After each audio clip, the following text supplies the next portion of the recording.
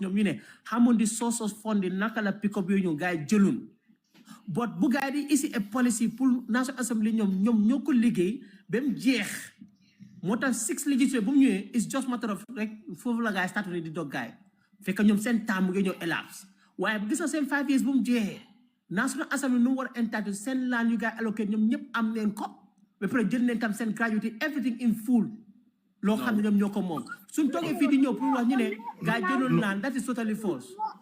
waa mais ma rek madame dama ma may please madame ma rek 1 minute ma rek baala ma ngir yàlla fu Ceesay nekk di waxee ak ñun buñ nekk di waxee du benn ñun luñ nekk di waxtaanee mooy land bi gars yi Yakumba Jeeku doon proposal gars yi and then talks bi leen andiloon ne dañ jël leen am na ki leen ko may ñu ne Halifa jëlut Seobo Touré jëlut kii tamit jëlut si loolu I think I have already established that on political integrity xaaral ñu jógee foofu noonu second phase bi mooy Prado bi boobu noonu ñëpp xam nañ ni mu fa demee because boobu dafa tegu woon si yoon mu leer mu tegu si table bi moo tax suwee waaw man loolu man leer naa ko wax naa ñu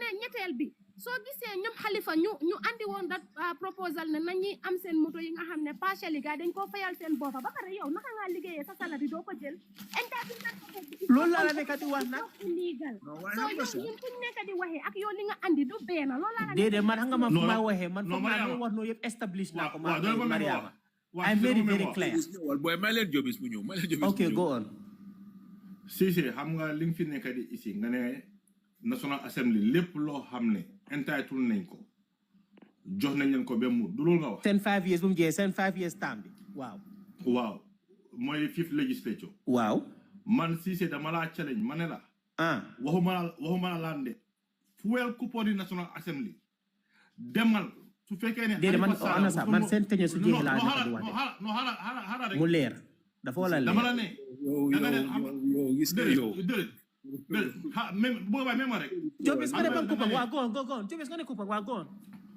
danga ne National Assembly 5th legislature bi waaw lépp lu ñu entitled jox nañ leen ko loolu waaw bu gaay la jël seen teño waaw itam boole ci sax jël nañ ko la wax de boole si loolu déglu ma ma leeral bu gaay jeexale seen teño lépp loo xam ne nu gaay entitled because National Assembly they would give a coupon seen entitled comme fuel fi yëpp dafa nekk ci seen salary dafa wala leer yow li nga wax moom is very dafa clear wala leer seen entitled mais noonu yëpp seen salary si yëpp seen coupon seen essence yëpp foo dem jógee si seen salary dañ ko dugal du ndey jox gaay physical coupon loolu dafa wala leer because Halifa Sallah nekkutoon bureau lifin like nekku ko majority leen dafa def report to the National Assembly comme office amul loolu woon yow dang ne yow li nga wax man dama wax dama ko teelu ñoom Halifa all his entitlement as a parliamentarian am na ko even land laanam bi waaw jot na ko waaw non loolu amul non loolu amul kon dañu problème fi yéen waxi daal sere ma ne gis naa arama wal leen kan mo is one question Mariama xam nga kan mo is one this question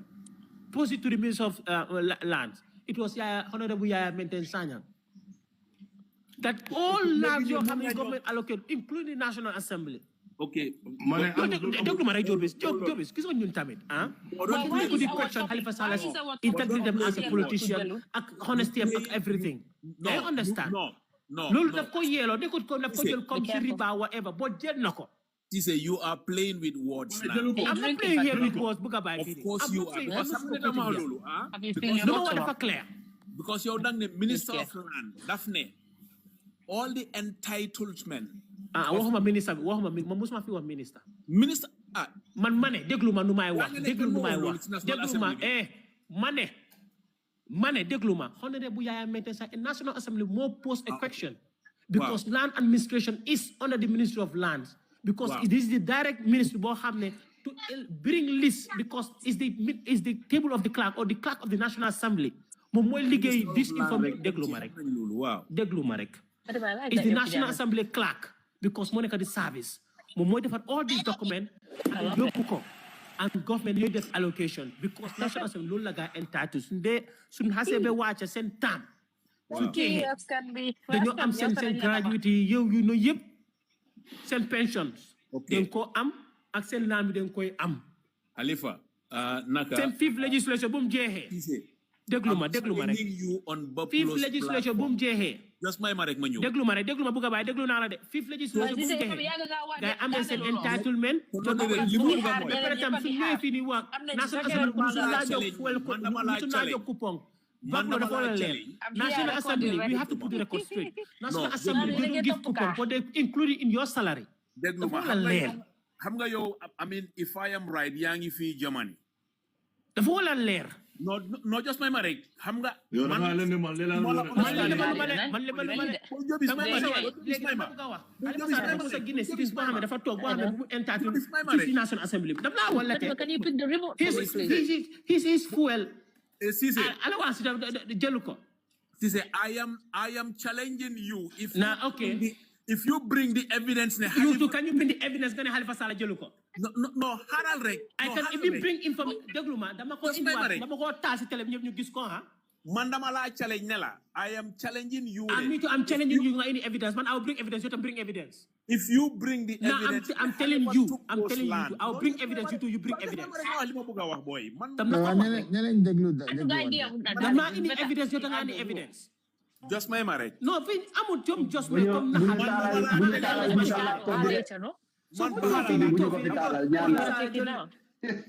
all the land I want it after no man dama laa tegal ba xam man soluma xaalis man teguma soluma indi evidence yow nga andi evidence man bëgg laaj dara dama jël xaalis bi benn leen dama ko dafa sa xalaan boobu noonu daf ko yoro jot na ko jël na ko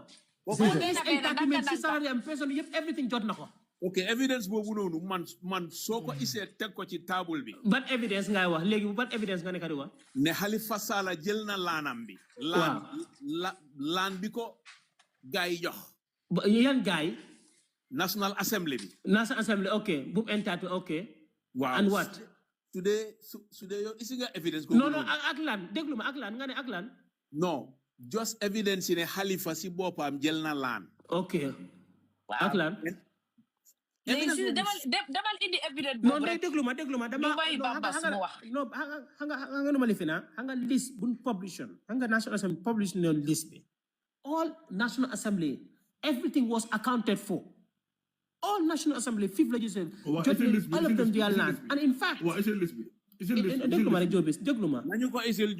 rek Jobis ak Buka Bay this was a public information in fact Salidu Jala de déglu ma rek danga maa déglu da ngeen maa déglu xam nga yéen da ngeen nekk di wax andi ko yéen su ne am leen benn evidence to show ne Halifa Sallah jëlu man liste boobu noonu National Assembly in fact man gis nga honorable Yaya Menteh Sanyang du ma leen ànd ak moom de moo poson this question and then you and a list it was a question and answer they brought it was a request and then the list was given to them all National Assembly it was accommodated for 6 legislature I mean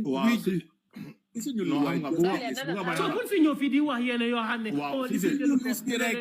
it's totally false bu ñu réeral man bu ñu réeral si lan Halifa Sallah nga ne dina jël fuel allowance ami Cissé xaaral ñu nekk di suuf man maa ko wax loolu that is totally false soo ko waxee non loolu Jobis moo ko wax because no it's not true because lan la that's awesome they don't give them coupon physical coupon they put it everything in your salary Jobis loolu dafa war a leer waaye man loolu waaye Jobis loolu nga ne lan Jobis fuel coupon amu fa National Assembly they don't give out fuel coupon if everything gis nga National Assembly members moo fa nekkoon nas kii nii Bapulo ma wala leer gis nga National Assembly maa ngi ko yàgg a topp ne ko tey laa ko door di topp may wax gis nga National Assembly members yi doon déglu ma rek Cissé anga looy def léegi li nga nekk di wax nii même Bapulo keneen bu ñëw nga dem indi evidence bi Bapulo même tuuti ma wax fii gis nga National Assembly gis nga soo gisee majority leader and député am ak minority ak député am ñoo am office at the National Assembly ñoom ñoo nekk di National Assembly Service and Authority ñoom ñoo nekk authority the National Assembly Service moo nekk di clerk ak staff sami but the authority is the speaker deputy speaker majority leader and the minority leader ñoom ñoo nekk di authority because the clerk is responsible to the answerable to the authority do you understand so National Assembly members yeneen itam dañ leen nekk comme head of committees do you understand committee chairs of the National Assembly so gis nga National Assembly members yi ñoom ñëpp Gande contest send fuel allowance you guys are include in their salary. They don't give them physical coupon and damage. So if somebody come and sit here and say, members, they give them coupon, that is totally false. I can say authoritatively. With authority, in fact. If you list direct, listed members here.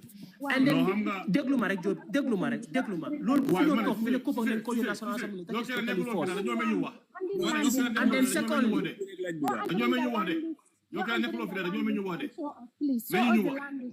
yeah, exactly. The land list. The land list tamit même tuuti xama taal sama YouTube bi sax on bu yaaya mete sañ at the national assembly même tuuti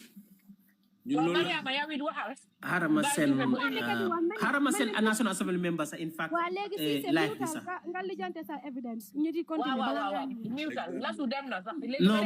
no dama honorable benen honorable members wa mu ñoo si fini wa léegi nga andi evidence bi léegi harama se ako to on ko Musa dañu ko isi rek ana bu yaaya meten saña boy. Legi si c'est mutual. Bahulo. Anga man luma jahala. Guy NPP ak UDP dañ ne hulo si lu nekk même des si ngoré pacho xaalis si dëkk bi ñoom ñoo si de agri National Assembly yi ñoo wax fii yëpp moto yi gars doon wax whether it was acquired legally or illegally ñaari parti yëpp faale wuñ whether bu gars doon pacho laan yooyu noonu fele xama yundum la xama fan they all agreed to it was a national assembly decision. Hey, Jama. They can decline it. Don't stress. They did not decline it. They didn't tell everything in full. Hey, they have an option to decline.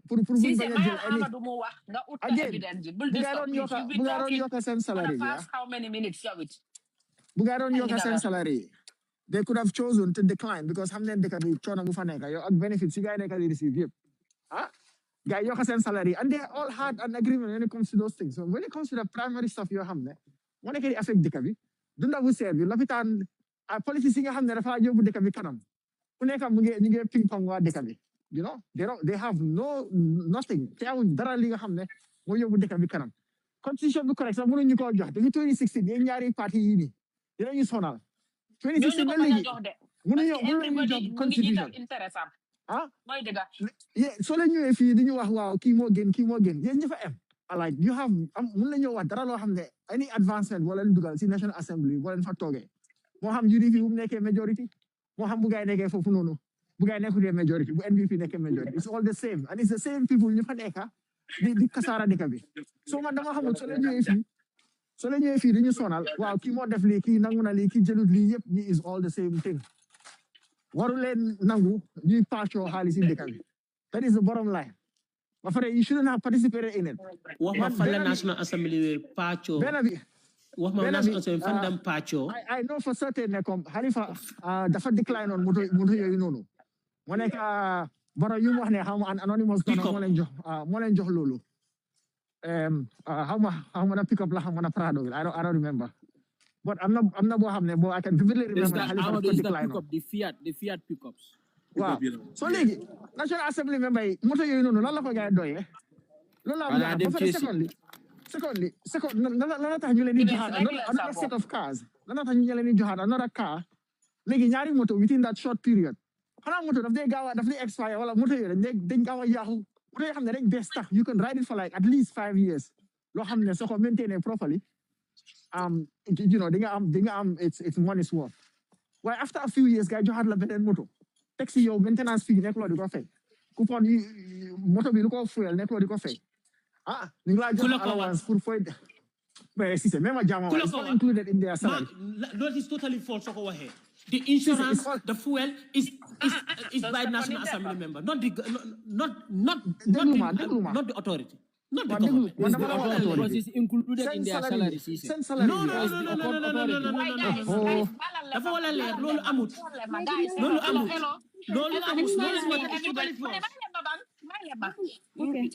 The way you guys are doing it is not nice. It's very chaotic.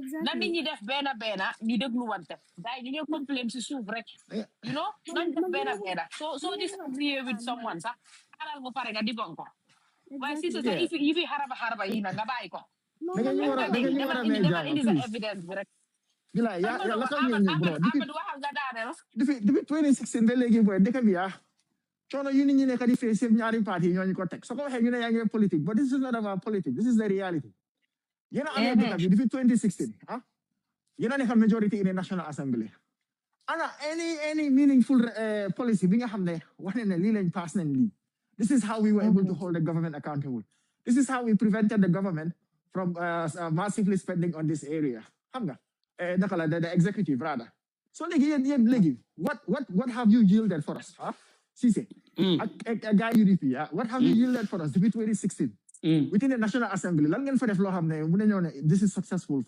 for Gambia lan la lot of things at the National Assembly lot of things are going waaye yéen nag man maa ngi amoon a nice programme bu ñu waroon a waxtaanee waaye fu mu nekk ne luñ ko def mooy MPP versus opposition loolu baax lañ bàyyi boobu dañu war a waxtaanee loo xam ne gis nga elections jot na ba pare and people need to understand whether opposition is ready for whatever they are calling for you know because wax baa ngi bëri waaye ñoom bi neen seen bopp xam nañ ne parewul fii la nit ñi war a waxee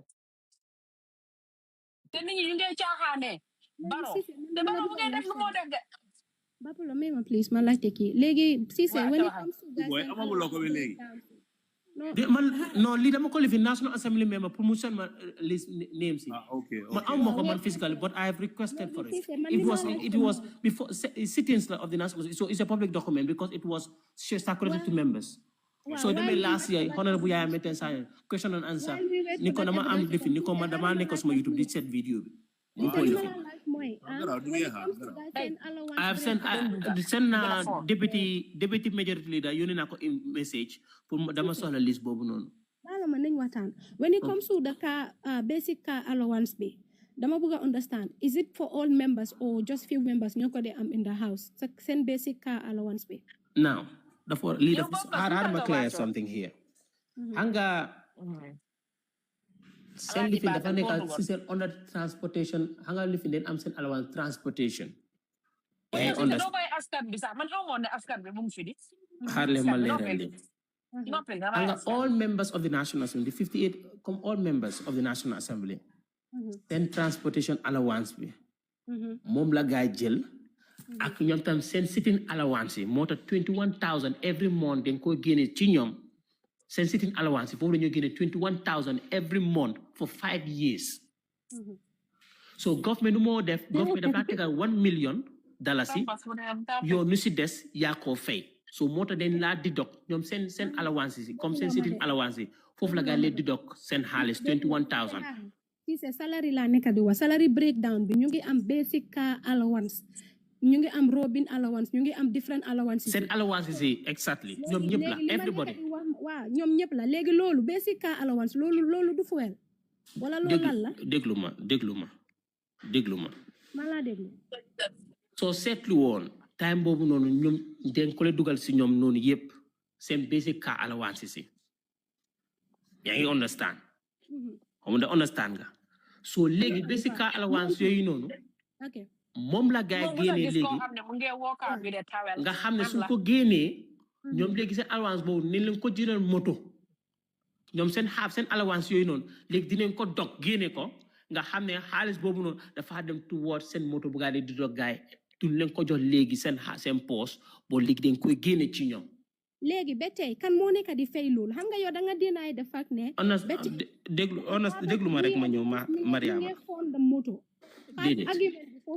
déedéet kaa allowance yi dañ ko génnee fépp déglu ma rek ma Mariama danga maa déglu danga ma laajte question Cissé léegi dama bëgg nga answer this question and that's it you have to allow someone else to waaw de daf ma ne ask question allow me to ma rectify ma answer ko rek Mariama kaa allowance boo dañ ko génnee fépp bu gaay li fi ne dañ ko génnee so ñoom léegi seen allowance boo xam ne data entitled ñoom seen xaalis la léegi because dañ leen fay seen sitting allowance yi loolu la gaay jël seen sal comme man tey xam nga man tey government suma fay though it's taxpayers money but it's my money boobu den ma ko fay so suma xaalis la gaay di jël 21,000 dama ko deduct every month car allowance boobu génne nañ ko so suma salary every month la gars yi di deduct foofu noonu léegi teg ko foofu noonu ba 5 years pour moom suma moto so loolu nekk suma xaalis la Caesar, yes, still, Caesar, if we do the maths, yes, still, if they deduct the 21,000 for 5 years, by 5 years, they cannot buy that car. They cannot. It's 1 point something, and those cars okay, are the other 1 million costing 6 million. But the value of the car is 6 million. Even that is totally false if you say that. Car you this is a Prado, a Toyota Prado, 5 years ago. Money, motor you got 2.5 million. Money is that's a false. Prado, that is your opinion. That's not 2.5 million. That is your opinion. It's not an opinion, this is false lane. No, Caesar, that is not true. This is false lane, not 8 cylinder. Google and price Prado bi. No,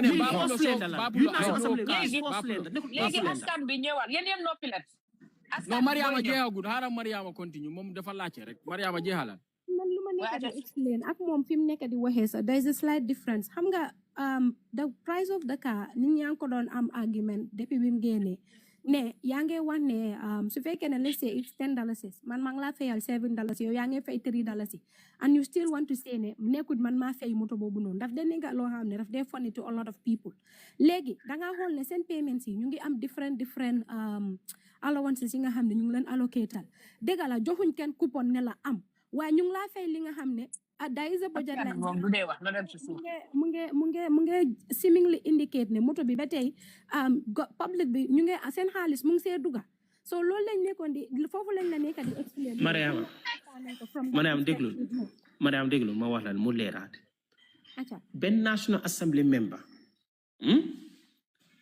nekku di jël comme dafa jël kasaara government comme public funds la di ko yaaxa déedéet moom sitting allowance yu mooy toog xam nga sitting allowance boobu dañ ko fay boobu xaalisam la si salary am wala robi na loolu si salary am dam nekka loolu la gaay di dog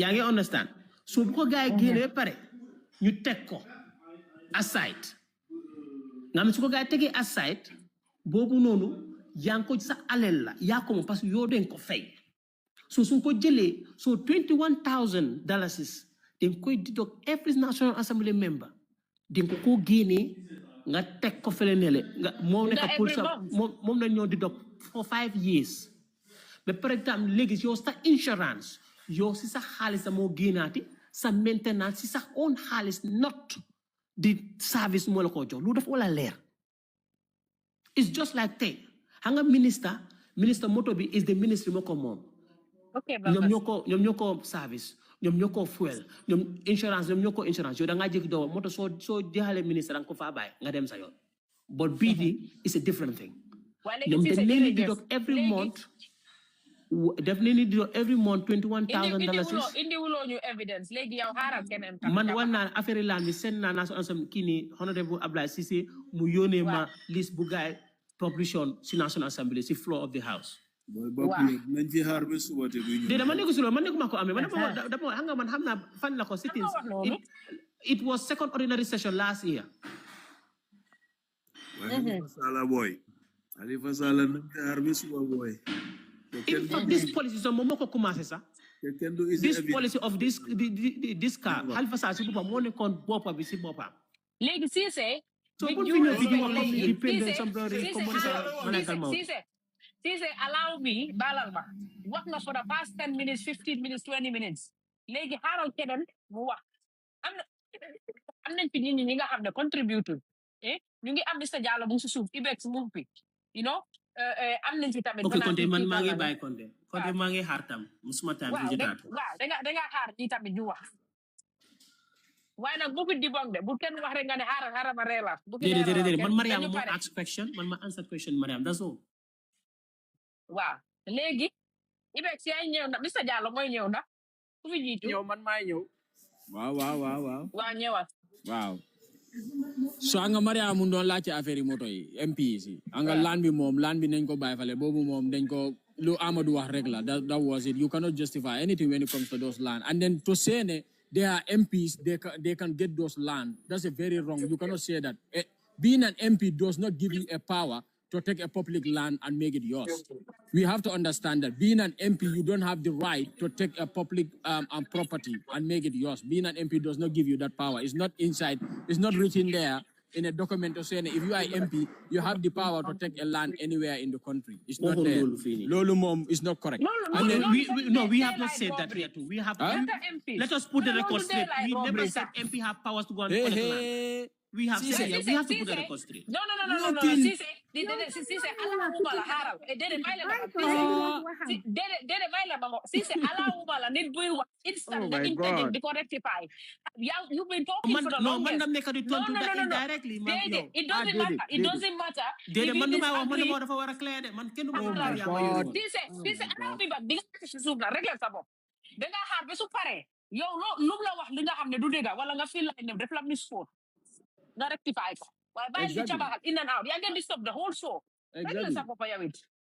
And then what Amadou was saying also, like when it comes to policies and whatsoever, like go say to moto yi, Mariama ya non la ci affaire moto yi, because moto yoyu when it comes to financially it doesn't make sense for the government because we as a country we don't have the resources or the money to be buying Toyota Prados every 5 years. Because I'm Halis Bobu to buy Toyota Prados for 52 members every year. We don't have that money as a country. We don't have it. And then to tell you, even definitely, even if they are deducted 21,000 for 5 years, 21,000 for 5 years, Lolo is 1 point something. Even government shouldn't do here 1 million. That's less than 3 million.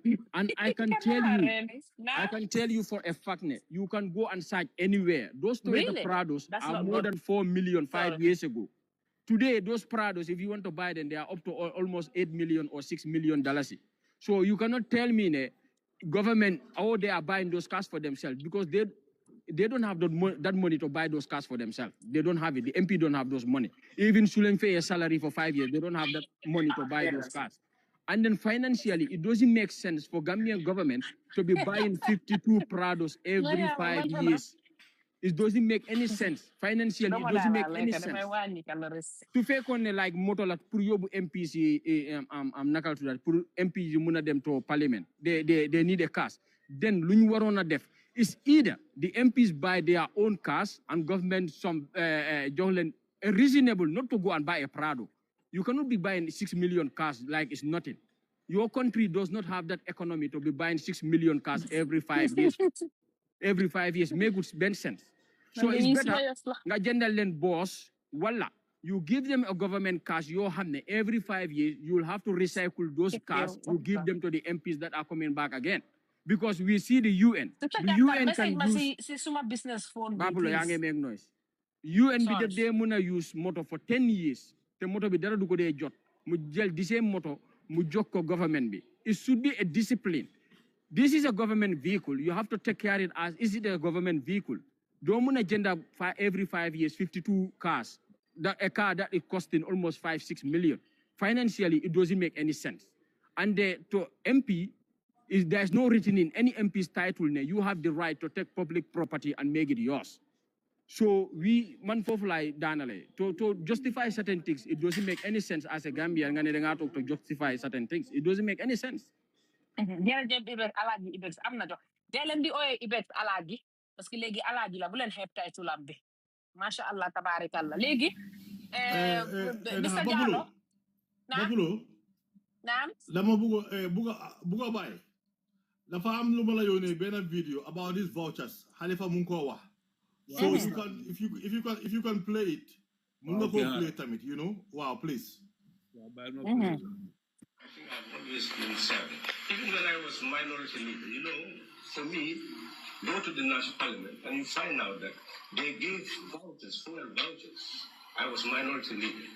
When I finished my term in National Assembly, I returned all those fuel vouchers. I had never used it. It's wrong to use them. But I did not. Do you know that all National Assembly members were given compounds, given land? I never took land. Ana Cissé ba yaa ngi déglu nga da ngeen ñemeñ yàlla teddu So it's a long-standing principle of yours. Well, that's a personal. That's not a very.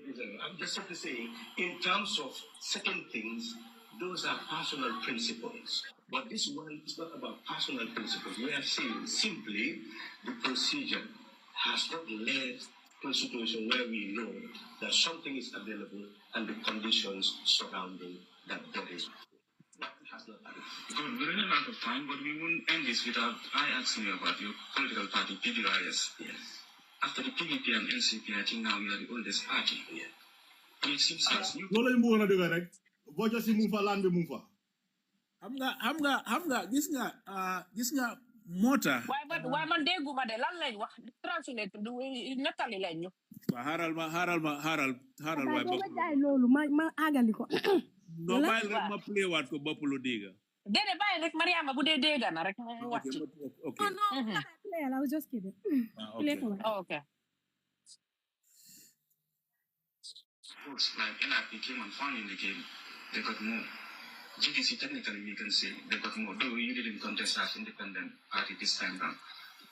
What is the problem with PDIS? Are you not communicating well?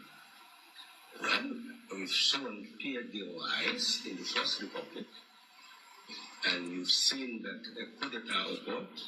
We were offered ministerial posts, I think you know that, we didn't accept it, and we pushed the country that we must go to democratic constitutional rule. That is the work of PDIS. That shows our strength. We said, who makers? You must move to democratic constitutional rule. When no single party made a pronouncement. But why are new parties getting more votes? I'm answering. But we moved to democratic constitutional rule. We emerged. And the new constitution came into being. Somewhere politics soldiers constitution. Even though decrees were supreme to constitution. We come to this. Why are new parties getting here? No, dala ko gannaaw boo ko bàyyi. Si fiñ solo rek mooy fi waxtaan bi ñun suñu waxtaan bi fi mu nekk.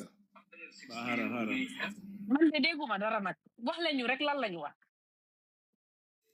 Non xam nga Halifa's moom si boppam moom mooy wax ne comme coupon si Jobis doon wax ne coupon si ñu ko doon jox yëpp moom dafa dajale yëpp delloo ko gaay ba pare moom si boppam offer nañ. Man dafa mel ni mus naa dégg I had him before he said it. Okay, so about the coupons. Dégguma land. Like offer nañ leen laan waaye moom personally jëlut lands yooyu noonu jëlu ko. Okay. Basically xam nga moom si boppam from the horse's mouth.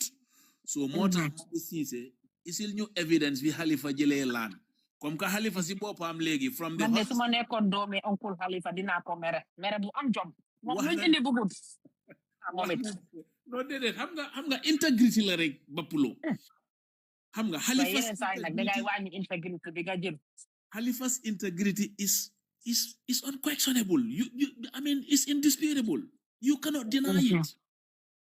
Understand nga gis nga nit ki loo ko bañ tubaab bi loo ko bañ nangul ko xeesaayam. Dëgg la. Understand nga Halifa yàlla moo ko bindee noonu so nañ ko nangul. Mooy the most honest politician de loolu moom dëgg la. Gambia boobu moom. Absolutely. Whether you like him or not. This is it. So yow Cissé moo tax yow mi fi ñëw di wax ne Halifa jël na laan ñu ngi laa ñaan nañ la xaar nag ba gannaaw ëllëg nga isil ñu ko evidence bi waaye moom ci boppam fi mu nekk ñun am nañ di evidence from the horse's mouth mu ne moom offer nañ ko laan waaye jëlu ko offer nañ ko state laan waaye jëlu ko su fekkee nag ne moom si boppam wax na loolu yow kon loo fi isi kon is not authentic waaye still te nañ la xaar nga isil ñu ko. Man gis nga li ngeen di wax ne dina tase ba man may campagne oncle Halifa fii de PDIS ma campagne leen campagne bu am jom parce que ñoom ñoo nekk nit ñoo xam ne nit ñu déggu ñu bugg a dëkk bi waaw waaye ñeneen ñi yëpp ay mbum ay parti ngan ñeen yëpp mbum ay seedoo atoo Mr. Jallo Mr. Jallo waaw Mr. Jallo ñëwal balaa maa dem PDIS Mr. Jallo ñoom def nañ seen congrès bi ñoom tamit Mr. Jallo seen congrès bi neex na oy man de man congrès bi sax bu dara ay poli rek fa dajaloo mane daa fulo noppil okay xam nga about MP yu ngeen nekk di wax nii man léegi dama dee xalaat ma ne doomi Gambie in fin su fekkee ne sax yow yaa ngi MPP or GDC or UDP it doesn't matter ñooñu suñu amee seen salary duñ la ko jox gis nga man duma la bugga ci nga nekk ci yàkkat ci dëkk bi nga nekk di yàkkat dëkk bi man ma bugga la because of dama la bugga or because of yow suma xarit nga o man bugga naa ñu xam ne man yow laa bugga I don't do that man dama lay bugga pour nga defar dëkk bi gis nga ñun suñ MP yëpp rabis lañ ñoom ñëpp amul kii amul kala parti yëpp na rafet na wax bi rafet because xaral xam nga ñun léegi dañoo ñëw rek gis toon Barrow te Barrow du amul benn vote ci National Assembly amut ko MP ñoo ko am MP lu ñu votalee Barrow noonu lañu campagne ba ñu votal leen te Barrow munu dakk benn MP ci National Assembly bi rek moo ko mun a dakk ci fu mu toog loolu National Assembly moo am right pour dakk ko ifin 5 years am bi jotu sax am nañu right pour ñu dakk ko te ñun population bi mënuñu dakk Barrow waaye ñoom mun nañ dakk Barrow waaye Barrow mënu leen dakk waaye ñoom benn ñooy ñëw fii ngay amuloo sax ñii sax second hand oto lañ leen waroon a jëndal because am na MP yoo xam ne amuñu bicycle sax amuñu ko woon balaa ñu dugg foofu amuñu woon bike bu rider moom dafa rey bike laay wax amuñu ko woon gis nga man pour coalition bi lu ñuy wax ni pour mu ma am suma énergie ma jógee fii dem jël 2 months dem campagnal nit ki pour mu am dëkk bi kooku Halifa Sallah rek la wala nekk su passé suma leader moom rek la wala nekk su passé suma waaye lu des yi ñoom ñëpp seen interest Halifa always has to be second option ku wax mu ne su passé suma leader second option xam nga ku nekk am na leader xam nga ku nekk am na parti bu mu nekk am na waaye GDC dafa eewi di Bapulo mane toga nga tey no daga nga supu kanja bàyyi sul parti bi tey moo ma toogal dafa daa bàyyi sul di daw ni I know that's why gis nga nañu wax dëgg bi ñun suñ dëkk bi fu mu nekk nii fu ñu nekk nii pour ñu génnee dëkk bi ñun ñëpp diaspora nañu bokk ñu campagnal Halifa Sallah ñu votal bis nga ji suñu gisee ne Halifa Sallah ñun ñëpp ñu ngi ko toppa parti yëpp ay ñëw ci moom léegi dinga bàyyi GDC ñu campagne te du wallahi man suñu waxee ne Halifa Sallah dafa taxaw danaa jël fii 2 months holiday 2 months mënuma ko am waaye danaa ko jël danaa ko resource 2 months holiday ma dem campagne ma dem uti suma voting card ci 2 months boobu ma dem campagne te man maay use suma oto bi laay use laajuma leen dara Misa Jallow soo dem nga yóbbaale ma xam nga dem rek yóbbaale ma man dinaa joxe nokkoot bu ñoo toogee benn cin dañu war a bàyyi ñëw ci plateforme bi fii ku nekk bugga parti am birom ba because ñun dama gisee ñun ñu nekk di wax nii nañu gis Gambia nañu génnee Gambia ñun bëgguñu génnee Gambia de dañoo wax fii rek di caakaan waaye nekkuñu di génnee Gambia because ku nekk parti am bi la bugga mu romba ku ñëw rek hey nañu dimbalante ñu di génnee Gambia mu dugana Gambia mu ngi ci pax bi yow ba Gambia mu ngi ci pax bi sa leader bi mu ne Gambia mu ngi ci pax bi demal nga waxtaan ak sa leader bi nga ne ko Gambia mu ngi ci pax bi nañu génnee Gambia kaay ñu daje ñu génnee Gambia nañ jox kii loolu mooy bugga nga dëkk bi waaye yow li ne Gambia mu ngi ci pax bi rek waaye yow saa yam ci pax bi nga nekk you know definitely Halifa Sallah definitely I like this ba ñëpp ñu contribute parce que dafa am li ma bëgg a laaj ñu tënka foofu noonu wax bi yes nga ne waaw non Mr Jallow sa wax bi am na solo waaye li ma dut bëgg a mooy I don't want Uncle Halifa to always be the second option for people man moom suma Sierra-Leonean bi door na téléphone kenn du dégga Allahu akbar yow sa téléphone dabal nga jëndal beneen téléphone kan moo war a ñëw ni paa bi moo war a ñëw Hello, na ngeen def. Yeah, man. Waxtaan bi am na solo waaye xam naa lu nga nag Kalifa bugguloo mu nekk sa second option. But everybody who got the second option. Waaw man sax duma ko def second option léegi man lu ma bëggoon rek xam nañ Kalifa def na lu moo defal Gambia ba pare leen na structure Kalifa on one side educate na jox na nit ñi civic education lot of Gambians civic education Kalifa manifest na integrity te lu tax ma egg fii sax si moo tax ma gën a egg fii si ñun understanding ne daf they engage in bureaucratic propaganda is a mouthpiece for NPP. Most of the things they work is on paper. It has not been implemented. Why check institutions, especially Gamtel or Gamsel, one of the most profitable companies, Guy Yahanenko.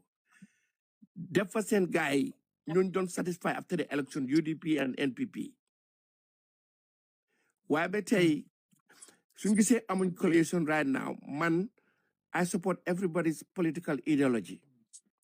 But ñun Gambians dañ war a am vision because Gambia short term fix ko amul kenn ku fee toog ñëw bu fi Barrow génne nga fix dëkk bi kuy ñëw su Barrow jógee fii da nga continuer lu Barrow di def nga hire ni ñu qualify nga am anti corruption nga defar dëkk bi long term la so long term bu maane mooy fix Gambia pour ñu create job suñ xale yi toog ci dëkk bi ñu nekk outside suñu taay ñu mun a ñibbi it's a long term.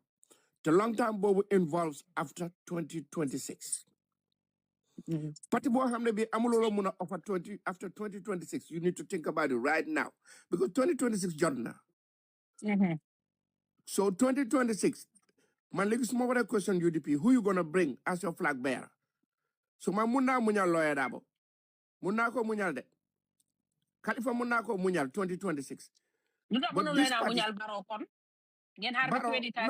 Baro waxuma waxam Baro sax maa ngi ko predict na mooy win waaye su winee Baro du mën a taxawaat 2031 so xam nga moom sax xam na loolu boobu man maay taxaw fii di ko campagnal waaw léegi dama laa wane si political ideology and being a visionary gives Gambia in a way to fix it and Gambia better look after 2026 so man loola ngeen bàyyi xel ne dina am ko nga xam ne kii tudd leen ko fi bu ngeen ñëwee bentere why uncle xamalaat yow gis nga 2031 is the era for the young ones duma leen ooyee youth but it's for the youthful era because time boobu mooy nekk ñoom taali UDP dina indi somebody young you know and other one SFR is part of those 60 years bu ko ooyee young dimbale ñu SFR ci bàyyi la bokk ma ne 60 la moo am this year by election dina am 60 wow as far as looy war a check nit ku nga xam ne ki loo xam dafa 2031 mu nekk 65 bëgguñ ko suñ campagne bi ele loolu nag ma ne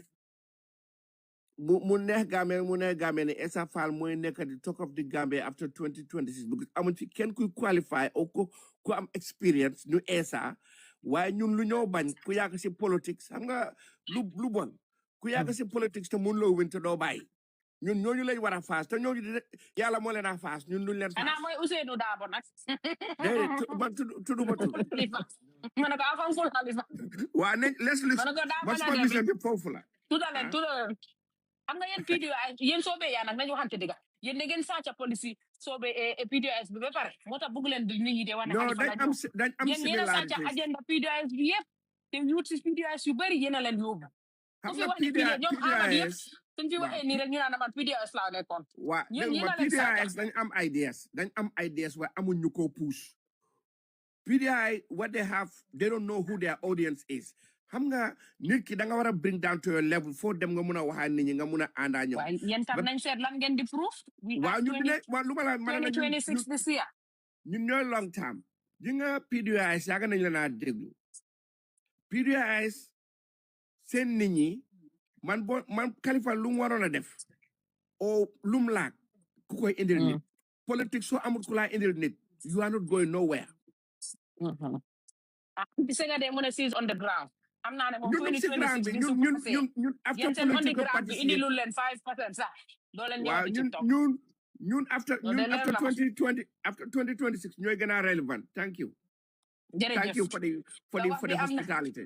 sa wax bi am na solo gis nga lii lañ bëgg ci biir Gambia yéen ngeen xam ne Essa Faal du mbojo si mim réew taxawal na Gambia ni ba taxawal Rohingya yaa ngi dégg mu international lawyer bi bu taxawee ruxu yaaxa bi si dëkk bi yëpp dina ko régler waaw waaye moom it this year rek ngeen koo jox chance su jëlul na dem toog retire bëgguñ a 65-year-old president yaa ngi dégg waaw lii la yàlla dogal léegi waaye Barrow sa dafa toon 65 de Sise ana proof la gaay laaj xam nga gang la put on the spot because yaa nga def lii dem di leen nga ne lan man duma yow man yow dama waxa yow man dama saga mala tontu gis nga man 99% duma andi fi dama ko tek ci table dama ko tek man duma yow comme sosal man duma sosal yow man dama tek ci table nga daw te amul dara noy wax suma laaj si c'est régler sa bopp man dama régler sama bopp ma nga yaga mi so mandul mag nga dam la rus de si c'est yow tamit si ana proof la gaay laaj xam nga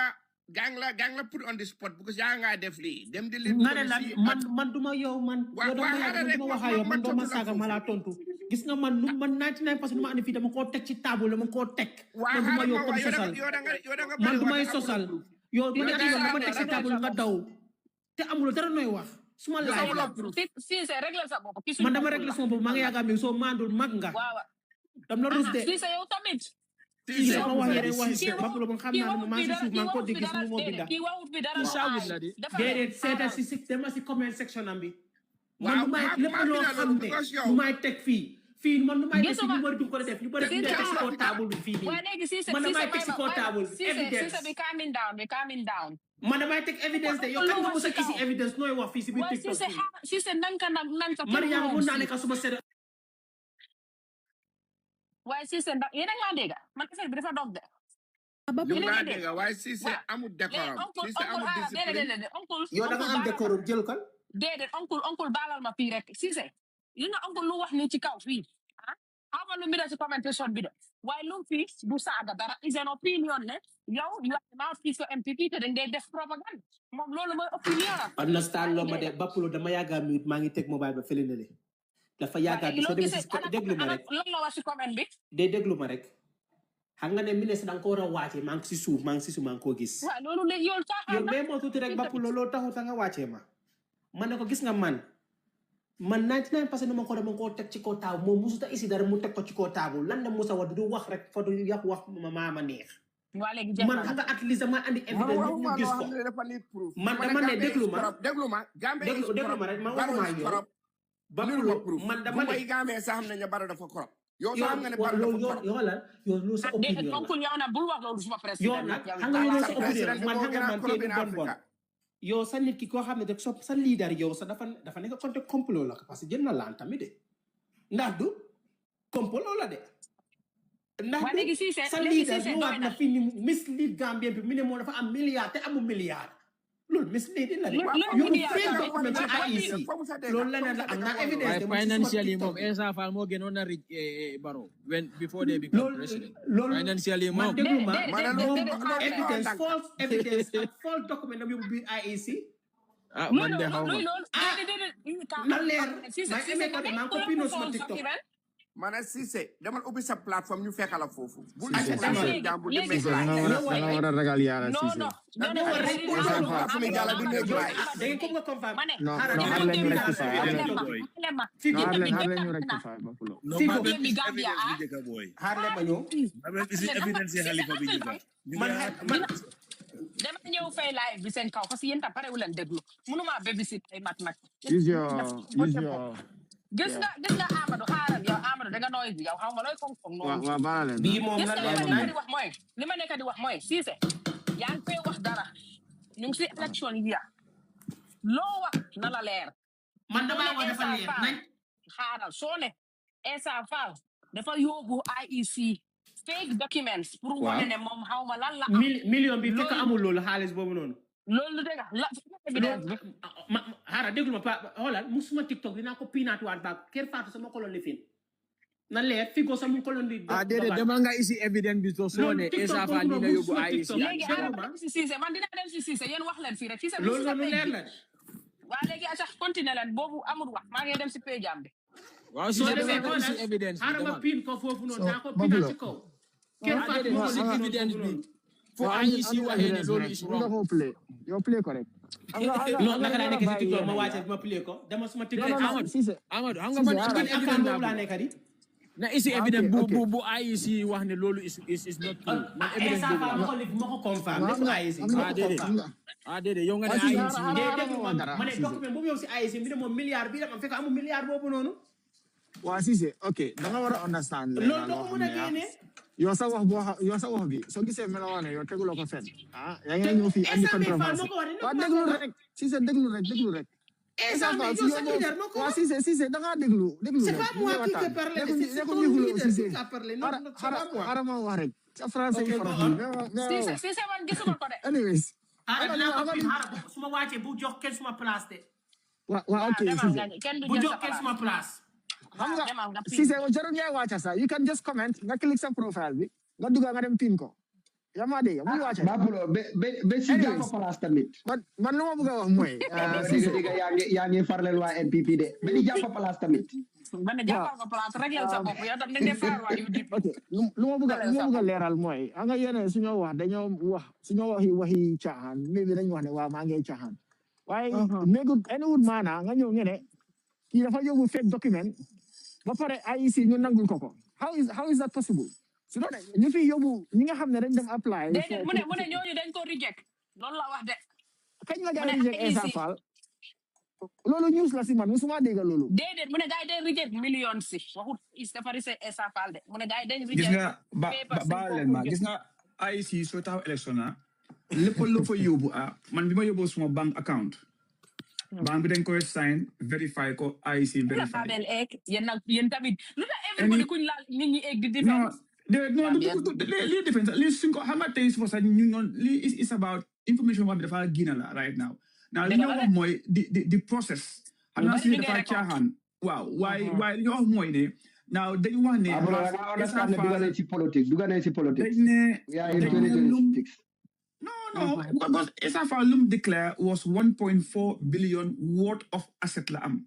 Waxuñ ne loolu la amee si bank account am.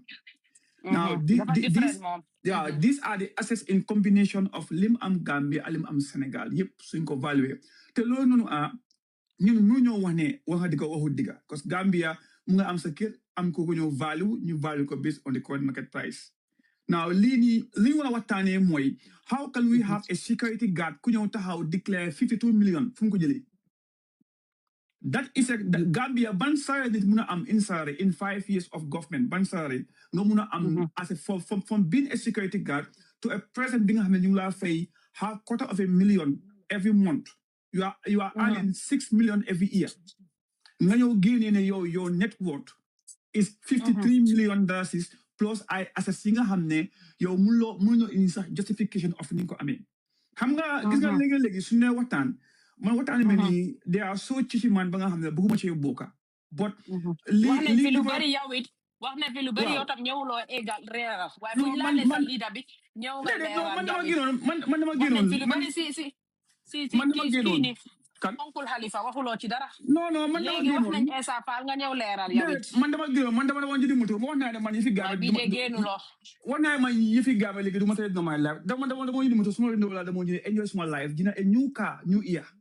okay so man yëfi gaame léegi du ma tax a toog di wéy every single day I have a life I have a life to live waaye léegi baax na suñ dee wax the government of the day is the one that we should question and challenge Essa Faal lu ñu neex nañ ko wax suma yoon nekku ci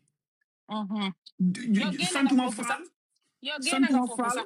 Essa Faal juut ma he's only my party leader and subject to be scrutiny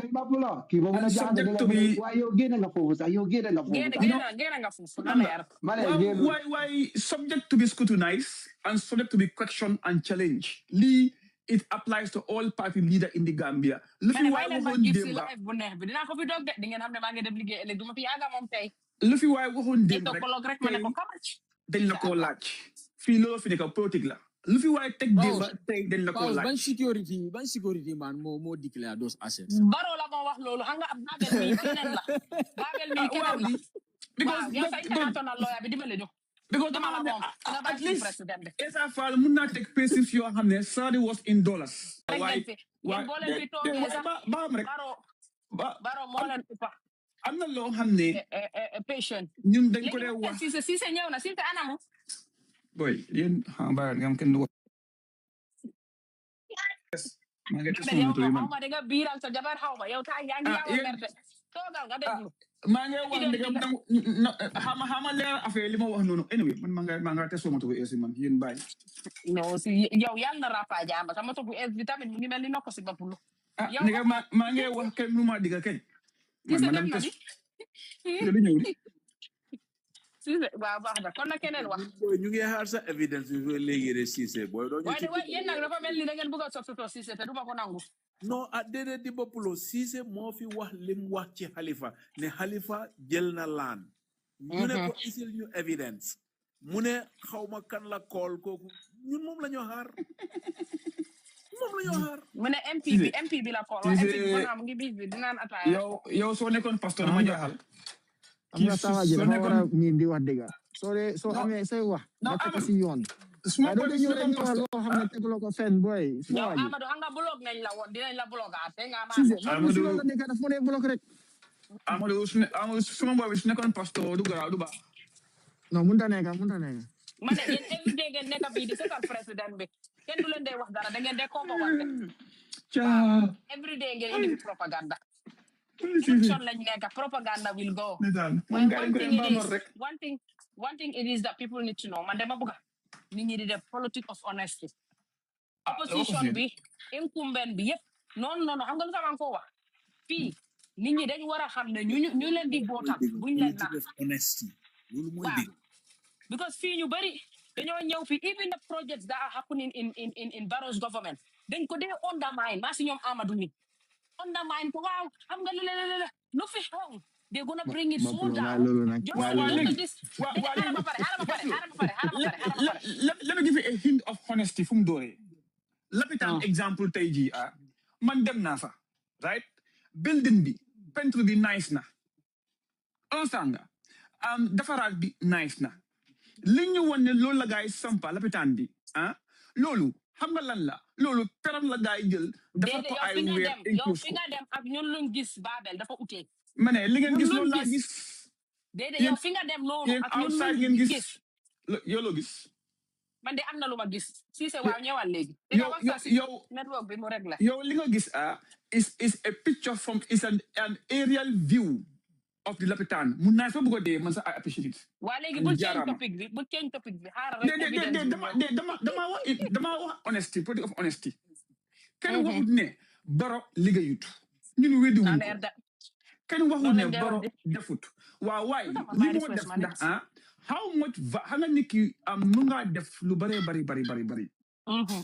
pour one of use or pour every 5 years nga defaraat ñun liñ bëgg mooy a sustainable development now tey jii Gambia tey baadola mënu faa faju man su ma mu ngi nii right now barki dee ma laa yónnee $100,000 pour mu dem fajuwaat damaat ay scan baadola amut ko onstanga fu mu ne mooy I have to end up in MRC fa ti da barki dee ma ni fa nekk right now ñu ngi ko fa scan upon scan every single time te loolu yëpp loolu man I don't care about Gambia mun naa koo afford su ma mu ngi faju every week maa ngi yónnee benn $100,000 suñu nekk ci but xam nga ñu wax moo ne su ne politique of honesty yow soo nekkoon ministre $100,000 every week is a lot mun naa ko afford na ko fay su foo na ko afford but bu tam laa ni yow mooy ne gis nga su ne waxtaan ne ñu ngi def waaye li ñoo def is it fit for purpose every week soo ko génne bu yàggee yow it la fi boo for me pour sa is it fit for purpose that's what we're talking about right now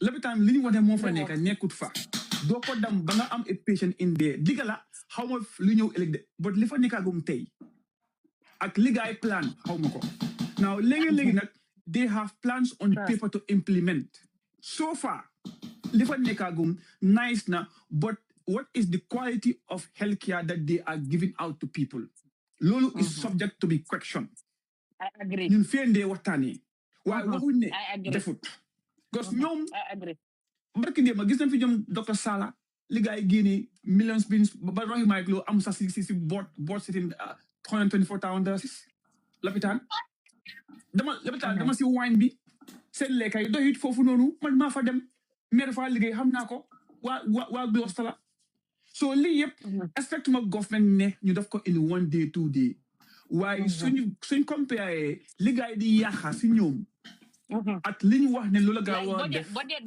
buñ dee am foofu waaye thank you Babel xam nga Babel man lii la foofu ñoo waxee man soo gisee I stand here and I say that I support the president xam nga lu tax naxaate bi moo bari si Gambians. Thank you. Even the people who want the country are not being honest.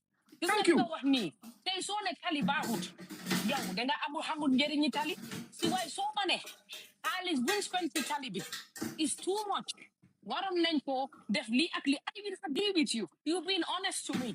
Exactly. Soo ma ne luy courant wala luy lale luy university ñaata faculty lañ nekk di indi science kii bi buñ ko indee people ñu ngi ko saboté danga ne the amount of money yuñ nekk maybe suñ def bi wala luñ nekk ni dafa bëri mun na am they could have done way better then nga start the conversation when you see people you deny ko completely they give it zero credit as if ñoom suñ ñëwoon dañ laa ne with database ne ñun suñ defee lii ak lii lañ koo def. This is the dishonesty I find in so many opposition. Mota man, I decide to stand here. Manalende boku bachi yen. Because so len fa toge, yenen ngam bamal bengen buga. So len fa duge, you will even do worse. So be honest to Gambians. Because at the end of the day, benen kabudu moy demand, you say do halis bi buka des.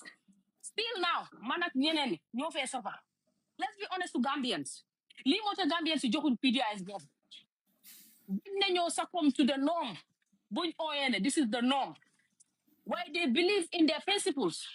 While all of them, including myself, Bamba Superi Manamuta advocate to law for them. But that's the honest truth. Legacy is in this evidence, we all don't have. So pare nga isul ñu baro tamit evidence am security am so mala send video static bi yone ko fene ma ngi copine tamit pause ala copine baro mo ne ko ma copine be pare tamit ma ko send si yow tam direct pin man suma TikTok account ya nga leen deglu mën na am chance pour mo no evidence bi la buga ware kum jere evidence bi ne sen the source is reliable because anybody could produce anything because so dem any institution wa rek man bapulo la waxal waxuma la okay then fine wow evidence dafa am fu mo jogi evidence dafa wara nek bo xamne bi is accurate reliable and consistent nek ci a very reliable source xam nga because internet bi bari nañ am nañ anywhere for them for wona pull internet waaye yow foog naa ne priority bu moo nekk Khalifa Sallah lu ñu doon wax na ko na génne ba pare bu dem si Essa Faal man Khalifa Sallah du ma ko social fii one and then secondly man social ma ko de man di ko yow Gambia yëpp nga dee social déglu ma de man du ma sos kat yow yaa leen toog fii social baro man du may sos yaa ngi understand man du ma dama ko teg dama ko xam ne listen déglu ma pa ma tegoon naa dara suma life ma andi la evidence nga wàcca nga dem one ban evidence nga ma musa indi dama ko mun ba pare ma ne I'm not having yow loo wan mënuloo ko yow yaa just a mouthpiece thank you very much that is your opinion again that is your opinion and I respect your opinion but don't make it right Sise Haral I've listened to the video why gisuma fen because guys you need to understand you correct me if I'm wrong okay go on play ko this Haral guy dañ ko def Fatou before that ñaari video la seen boobu ending bi la léegi xaaral ñaar beneen bi ending bi la waaye dañ ma yónni dara ndax because man si bi nga pin laa nekk di seetaan da ñaari nga pin déedéet man dama la seen ñaari video soo ko seetee sa account boo nekkee dama ko seen si c'est kon yow dang de promote ni Essa Faal by ping video mi dama ko pin bu mu defee evidence yoo xam ne amul that amount of money bu mu jël IEC so that is misleading yaa ngi try to mislead the amount that you mentioned te amuloo ko waaw lu mu wax nañ bu seet rek ñun kañ dañ bu dégg rek waaw di nga xam naa Malagen ñu ngi ko bina te Malagen wu daaf du intensive foo ko seen si Bapulo bi gisuma anything Bapulo maa la ko seen Bapulo's kitchen bi maa la ko seen waa Bapulo kitchen déedéet nekku fi a minute xaaral ma ñëw bu jox kenn suma place waaw man lu ñu war a understand man the first thing buñ pin may la ma rek leral li first thing bu ma gis mu ne du bobu because bobu gaay ñu ko def in a comedy form where dafa wax kale wax li xam nga ñoom figo yeb ñu fa ak ñeneen waaye foofu lu ko gaay laaj boy ñu ko wax ne yow tam wax ñu sa network bi mu ne déedéet moom du ko wax gaay ñu ko nit ñi bëgg nañu xam ne yow tamit sa network bi bala nga nekk president so gisuma anywhere where receipt mention wa ci mu ne ñaari videos la loolu la man gisuma ba pour la ko play rek ñu gis ci sa lu am di wax di nekk mu ne there's another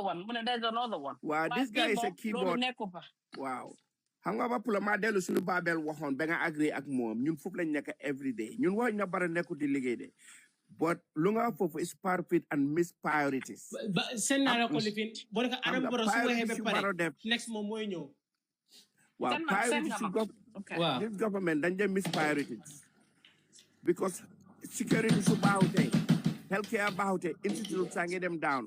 Law was about it's correct. Corruption be moving in the land. Lolo mom, next by the government talk inshallah hamakanla. Why Sise mom is a keyboard warrior. We all know this guy. You are mentioning my name. Why I'm mentioning because you know the internet. You understand? Man, you was my leader. That's always not because as a leader. Because a leader of a leader of the Amul. That is misleading. Well, you are too childish. You know how childish because you're magadi. You're not going I'm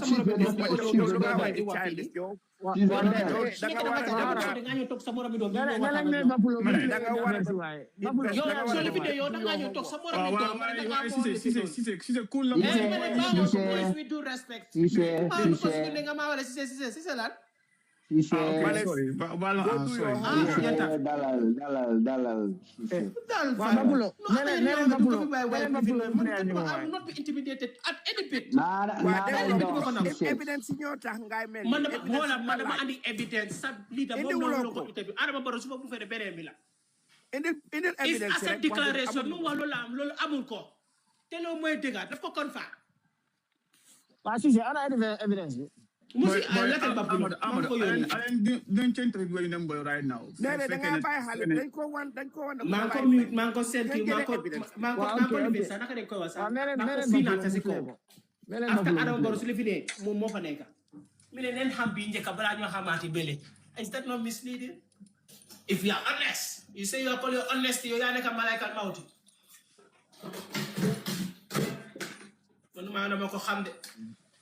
The floor of the House, the second legislature of 2024 last year, Honorable Yaya made a more this question.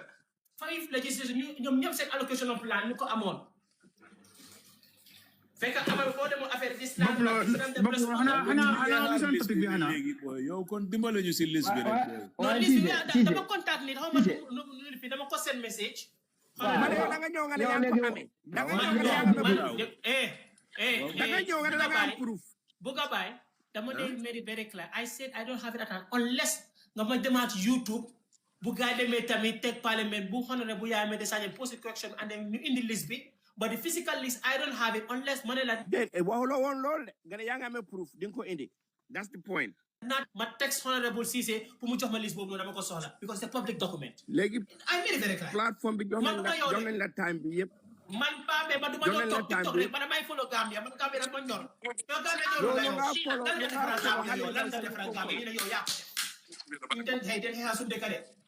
Okay, Alen Fate, buka bay. Alen.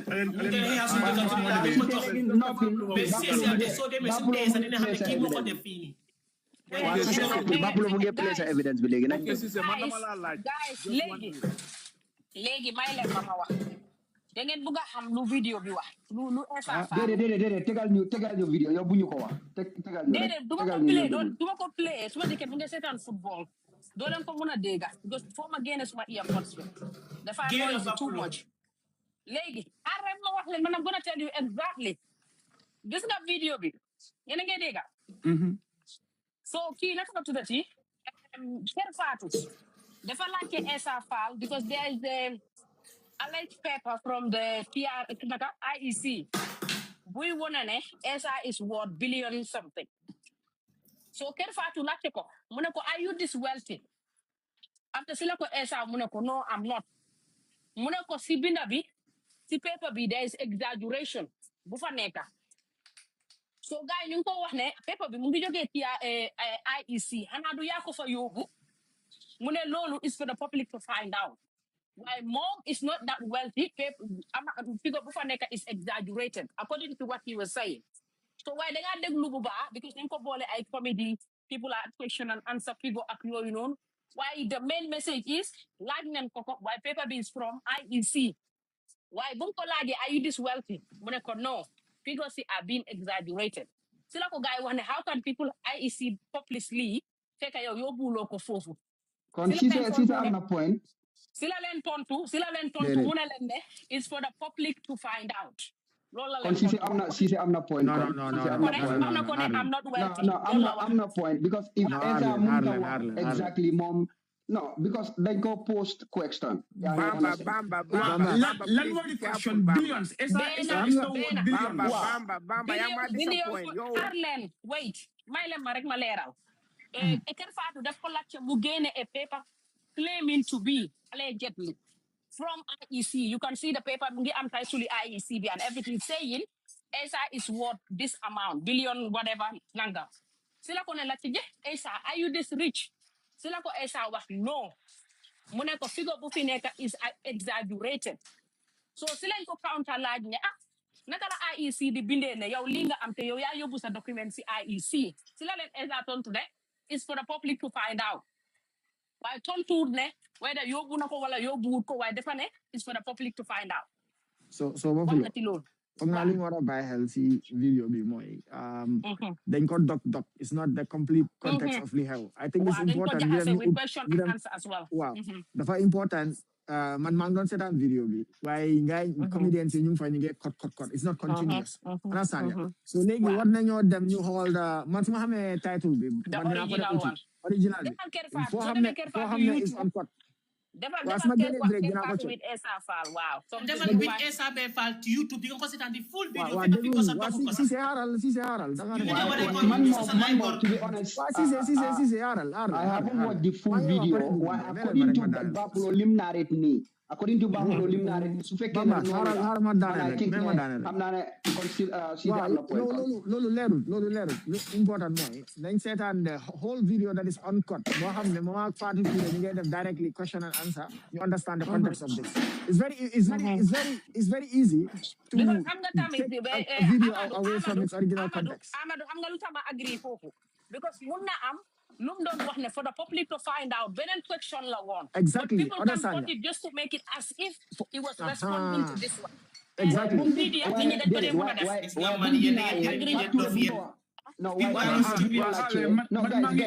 Okay, I'm gonna find out right now. Yo, according to IEC, yo, limo is it's not about speculation. It's not about speculation. Lima dega lola nekadiwa. Baba lunga dega.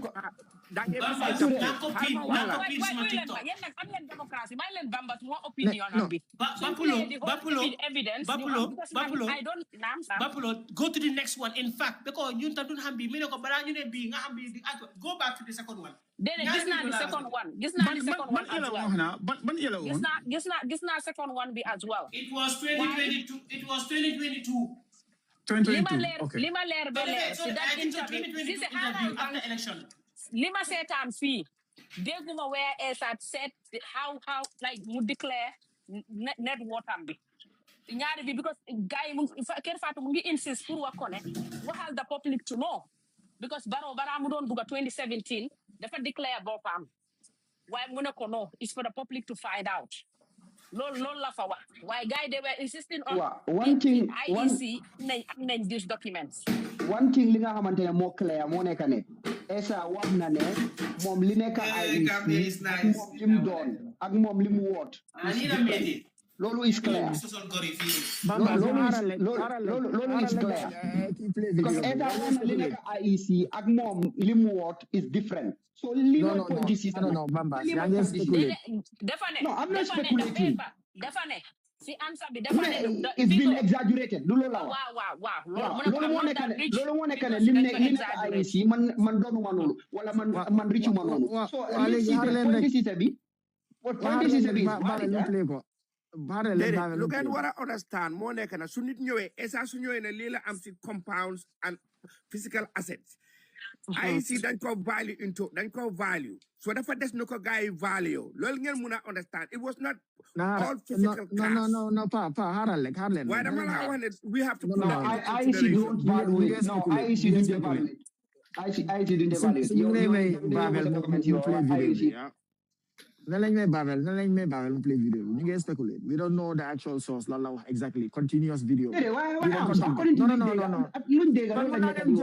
mun naa dem jël any video Bambas ma dem ma cut ko and try to make sense of it understand nga so léegi nañ buñ nekk di speculate gis nga lii def nañ ko even Donald Trump la wax recently bu waxee ne ko moom BBC ñoo ko def then dem ñu jël a full 45 minute speech ñu cut ko to sound like ne ko moom moo don't command those January 6 you don't riot for noonu pour ñu dem and Donald Trump never said that waaye dama la wax ne lii daf happen ci media bi let's just déglu the full uncut video from Babel Mo play then we can analyze that ñu dañ ko dégg first hand information man I agree Amadou yow li nga wax ni man di la déglu leen maa ngi ñëwaat aca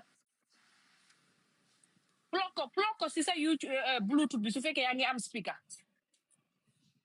su Babel di play ñu please na ñëpp mute nga gis ñu dégga Babel pare nga am nga Bluetooth da Bapulo why are you so interested in this no this is nothing to do with me no dama laajte rek waa soobee ya yow may bi léegi nga ñëw xam nga no dama laajte rek understand naa déedéet xam nga lu tax ko explain mun naa am keneen tamit léegi la ñëw the way the conversation started foo nit ki xam fan la conversation bi dooree waaw yaa ngi dégg waa soobee ya si seen bopp ñoo bugg a xam du leer because dañ feel ne si c'est lu wax du dëgg okay they want to hear the real story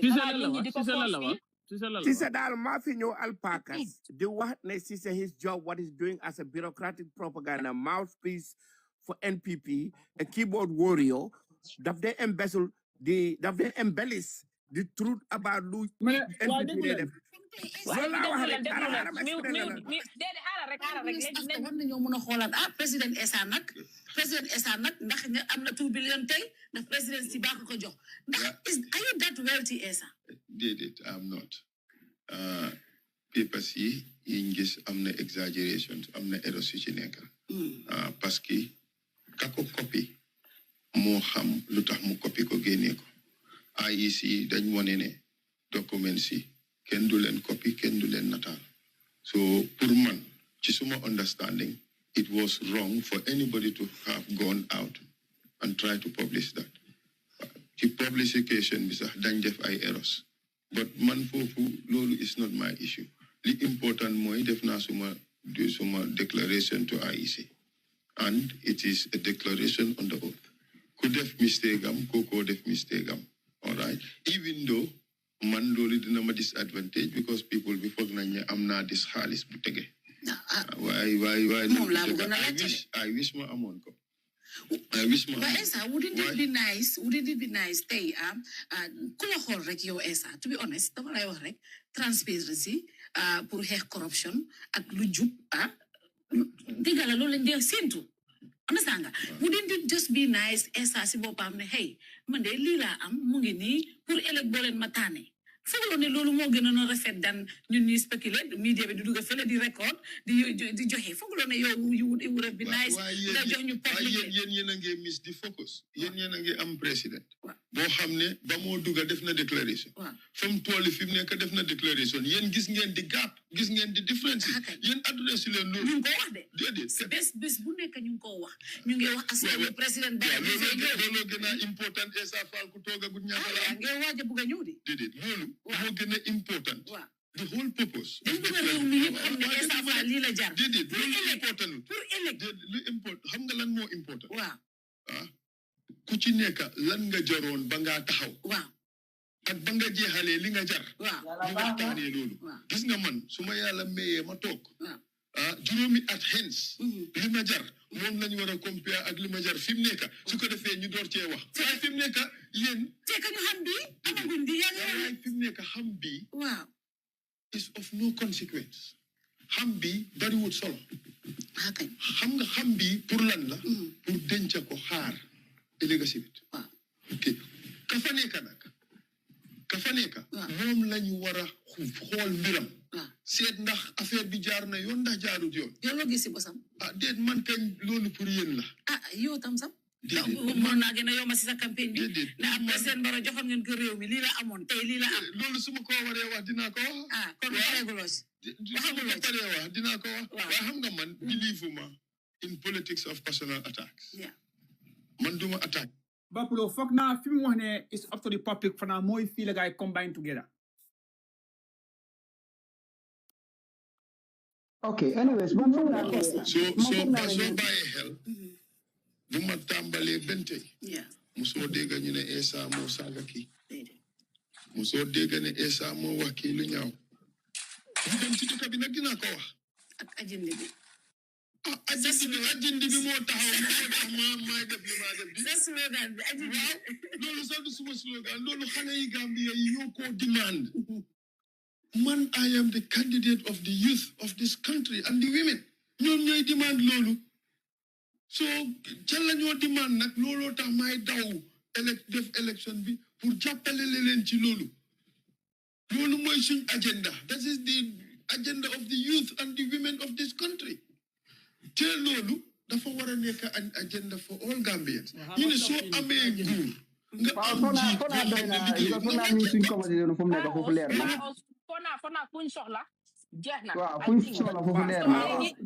it's too beautiful to play this here it's too beautiful Harlen so li ñoo def mooy man Bapulo comme li ma doon wax before some of these videos that have been cut and put into comedy and stuff people can cut and give you what you want to hear nga waxoon naa loolu noonu so why man beneen opinion bu ma am mooy SFL did not answer the question ne moom bugut koo answer which is fine is his own thing because moom feel na ne right authorities yu ko war a jox na leen so for him to choose whether for him to choose whether he want to say it in public loolu am na ci right why IEC buñ ko laajee moom jox na IEC lu war a jox so this is politics people can make up ne you know what lu mu fa jox dafa exaggerate numbers si léegi génn nañ he don't want to contradict himself people have that opinion why believe naa ne am na right to choose not to inform the public as far as IEC ñu ko laajte jox la nen and those are the relevant authorities yi nga xam ne ñoo ko war a am yaa ngi dégg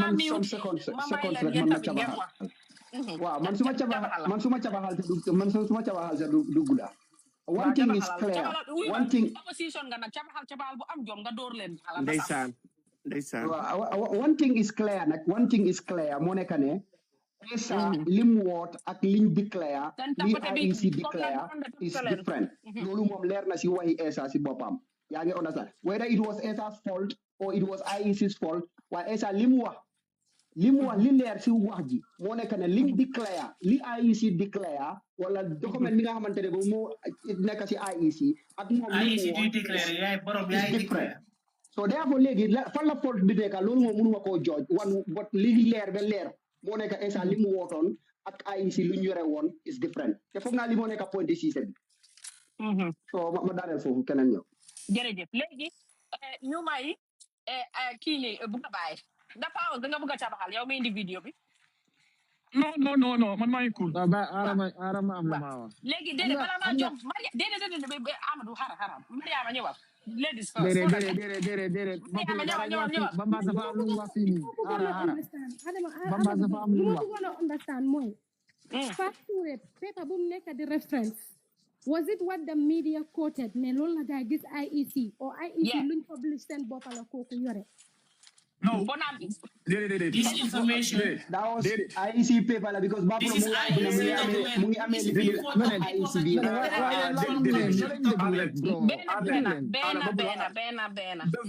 the video factory did not hold any paper. She only has a like a question like a lim ame moy question him you like but this is a video buñ def ñu dog ko Bobu has the IEC paper next to it. No. Man ma play ligi to ngeen gis ko. Déedéet waxuma full bi mané waxuma Kër Fatou moko amé de. A copy from the IEC la guy next to the SFL. Waxuma facture lool la amé won de déedéet. Let me be very clear. Gis nga IEC sun defé nominations ba nga submit sa paper si.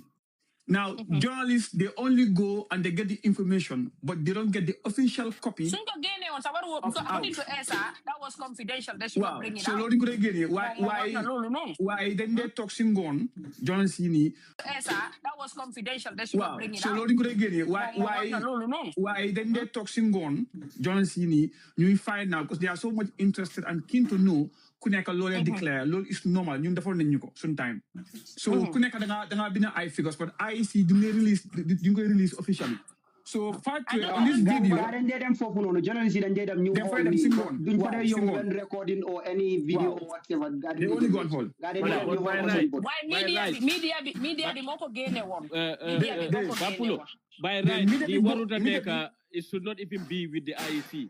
Every presidential candidate, nga wara transparent, nga gena, nga want the public lila before my presidency, so that nga just show that should take over office. People ni do na ñu tuuma le ya jël li ya waru na nek confidential because sa financial status la. Because say then you want to understand because IEC moy suñ electoral body bi du dega su fekke IEC dañ ne képp ko xamne yaangi bëgg nek president da nga declare sa assets ci légui ESA fal agree to that mu yobu assets sam mu jox ko IEC for them to agree and admit it mom def na lu ko war you understand so if he choose in an interview not to share his word because of feel na ne already there is a propaganda going on ne paper because mom defa nek lu fa nek dañ ko exaggerate according to what he answered.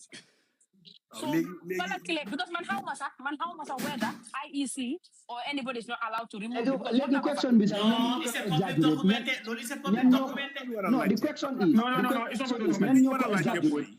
Can you exaggerate the figures? That's the question. That's the million copy. According to the interview. No, li wara la ci moy xam nga lan. ESA bi mo dem IEC yóbbu na documents am submit ko IEC. IEC dañ koy cross check ak IEC. Léegi li ñu wara la ci moy ESA lim yóbbu ne moom loolu la woot xam nga loolu IEC gis nañ ko léegi kan moo génnee guys please stop leen live bi ñu ko report please li nga xam ne moom ESA ci boppam feel na ne kooku dafa exaggerate moom lim fa yóbbu léegi ñun loolu lañ war a laajte how ma explain leen by how it goes now paper kenn du ko dee génnee suñ defee nomination si suba si ngoon or the following day, then they invite all media house and journalists, guide them talk. Then they declare new bina. IEC do not give them copies of what ESA or any candidate have put in. Then they bina. Okay, they don't allow them to read. No. Then could I need that guy bina. So it's not given out. The Kuwane is a public document. Neku diga. Because person was jehenako. The community access right now. So Babel, ñom naka lañ dé amé figo bi kon légui suma la déggé kon da fay nek like a press conference la neka wa na dañ dé gis di figo dañ dé gis di total slow word nda IC ñoo leen ko dé wax dañ ko dé gis dañ ko dé gis ko fofu lay waxé bro wa kon suñ ko gisé den su fekké dañ gis ko fofu nonu dañ wara laccé nak ESA dafa indi ay assets yo xamné gaay ñoko convert and their own. So ESA more why they could exaggerate. That's the possibility. The farm wealth Bohambe is in a different nature. It's not cash. You can't exaggeration. No. It could be journalists. I think no, because I'm gonna understand. When it's come to net worth include everything. Most of properties, I moto, physical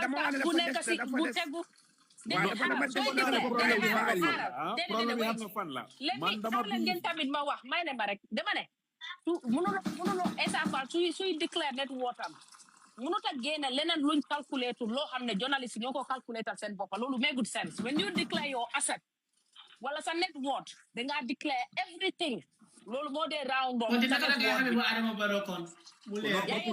si c'est man dama feel ne problème waaye Bapulo ESA du ñëw foofu mu exaggerate network am bi di ESA no déedéet waxuma ESA de yéen understand leen de xam nga oncle Pape dafa ne mun na am guy dañ ko calculer ñu gis fa leneen ñu aat ko fekk Essa waxut ko ñu def a figure si laa non wax man ne dama believe ne doon du mun a am journalist yi nga xam ne ñoom ñu ko expose man dama feel ñoom ne ñoo value exaggeration ay come motos. from those journalists. Wow, ñoom ñoo value ay items. It does happen in the Gambia. Exactly. Babel, waxal gaay déglu gaay. Wow, because man matter how man smart, man I did get a value of my car in the Gambia. Because one thing, Harlan, can we pass this stage? Because for man Bapulo, man particularly man, li amalud ma solo. Because one thing man la sok man, I want Gambians, you buy campaign on propaganda. Hey, if Esabal have declared to be 10 billion rich, yeah, you want to go IEC, legi dara du inobu, elek buñ ko soxle dinañ ko am. What we need to focus on is the opposition ready? Because they so stated, ñu ni neen xam nga tey Ceesay ñëw na and it have turned to be Ceesay MPP mouthpiece. No, because even ñu ni neen li nga xam ne bokku ba ci yéen sax yéen ni neen opposition bi soo leen fi toogee instead of people to say hey man I have better health policy than you ngeen debate ci no li nga defoon ci parlement bi waaw yow li nga jël this is what we focusing on te lii du fi génne baro. You people need to be very, very, very, very careful in the way you speak to the public. Munaloma wax ne bulo buy $5 bi nga amé ci sa loxo. Feka wonuloma anything better. You need to sell me something better than I let go of my $5. While opposition is telling people Barrow is not good, but you people are not convincing people that you're gonna do a better job. And this is the truth. And the voters are going to decide based on this. Yen xam ngeen Gambians yu bari faale wuñ policy. Reading that manifesto said you're nepotism. And they're going to make the decision makers. So you people have a bigger job. Barrow had 53% of Gambian voters. How are you going to convince more than 40% or 30% of that voters to say, no, we're not going to vote for Barrow? This should be your target. Why don't you go to this? Why you go It's always going against each other. But that's what we do. Maybe I understand it in form B. So Babylon that survey to understand and realize the oppositions are not convincing enough the public. No. So how did you came to that conclusion? The former survey why we are here for the past 2 years minimum. But sometimes people do listen. Why Uncle Pabio come do de glunak. Why no ham ki mo ñew alpaca da nga may alpaca tamit mu wax am nga mom yow yaa ñoo debunk yow dang ñoo debunk very strong fu mu nekk ni you are very harsh with us. Absolutely. yaa ñoo debunk very harsh sa platform bi waaw dama leen di debunk bi yaa ngi harsh to the opposition. Wow, why they gonna opposition? You people want to hear anything that is nice? No, but this is the truth. When we come here and lamb with you, that is not gonna bring results come 2026 December. No, because people on the ground. When you go on the ground, it's a different story. Have you been on the ground? Babel was on the ground. Mom just not Babel lum len was sen groupe bi daf len di wax lu len ne why Babel mu ne Gambia ñu ci gëna essa léegi waaye xam nga ne Babel ñu nekk ci plateforme bi yëpp Babel kenn ëpp ko information. Absolutely, he was on the ground. He was in Gambia. Babel kenn ëpp ko information. But why are you not believing it? Lu tax nekkuloo di gom Babel? I need to hear it from Babel's mouth. Babel, open your mic. Babel, asakay. Xam nga yena billahi. Mom ngi jafa sintet ni mel no ñep mel. Dede Babel no. Babel dañ la accuse because Babel do fi am ñaari la. Nekkul accuse. Babel suñu gro da lañ xamante ne. Xam nga ëpp sobe ya groupe bi nga ne waaw ñeppam ci gannaaw man nekku ci gannaaw. Man nekkuma si ben groupe at this point of time. The only group anyway. Gis nga the dimension, the atmosphere in the Gambia kenn mënut a predict. waaye Bablo da nga caaxaane loolu wala dégg la Babel dafa génn sobe waaw gis nga yéen ñaari naa fi xëy Babas ak Bablo non man Bablo daf def li ma foog ne dafa caaxaan la dafa bëri caaxaan dama defoon ne caaxaan la bi gis nga yéen ñaara mu ne gaay on the ground bi dara garaawut gis nga Gis nga man dem na bi may Gambia ndeysaan maa ngi gis there was so much gis nga Essa fam nekkoon démba ak fam nekk tey there is hope for Gambia.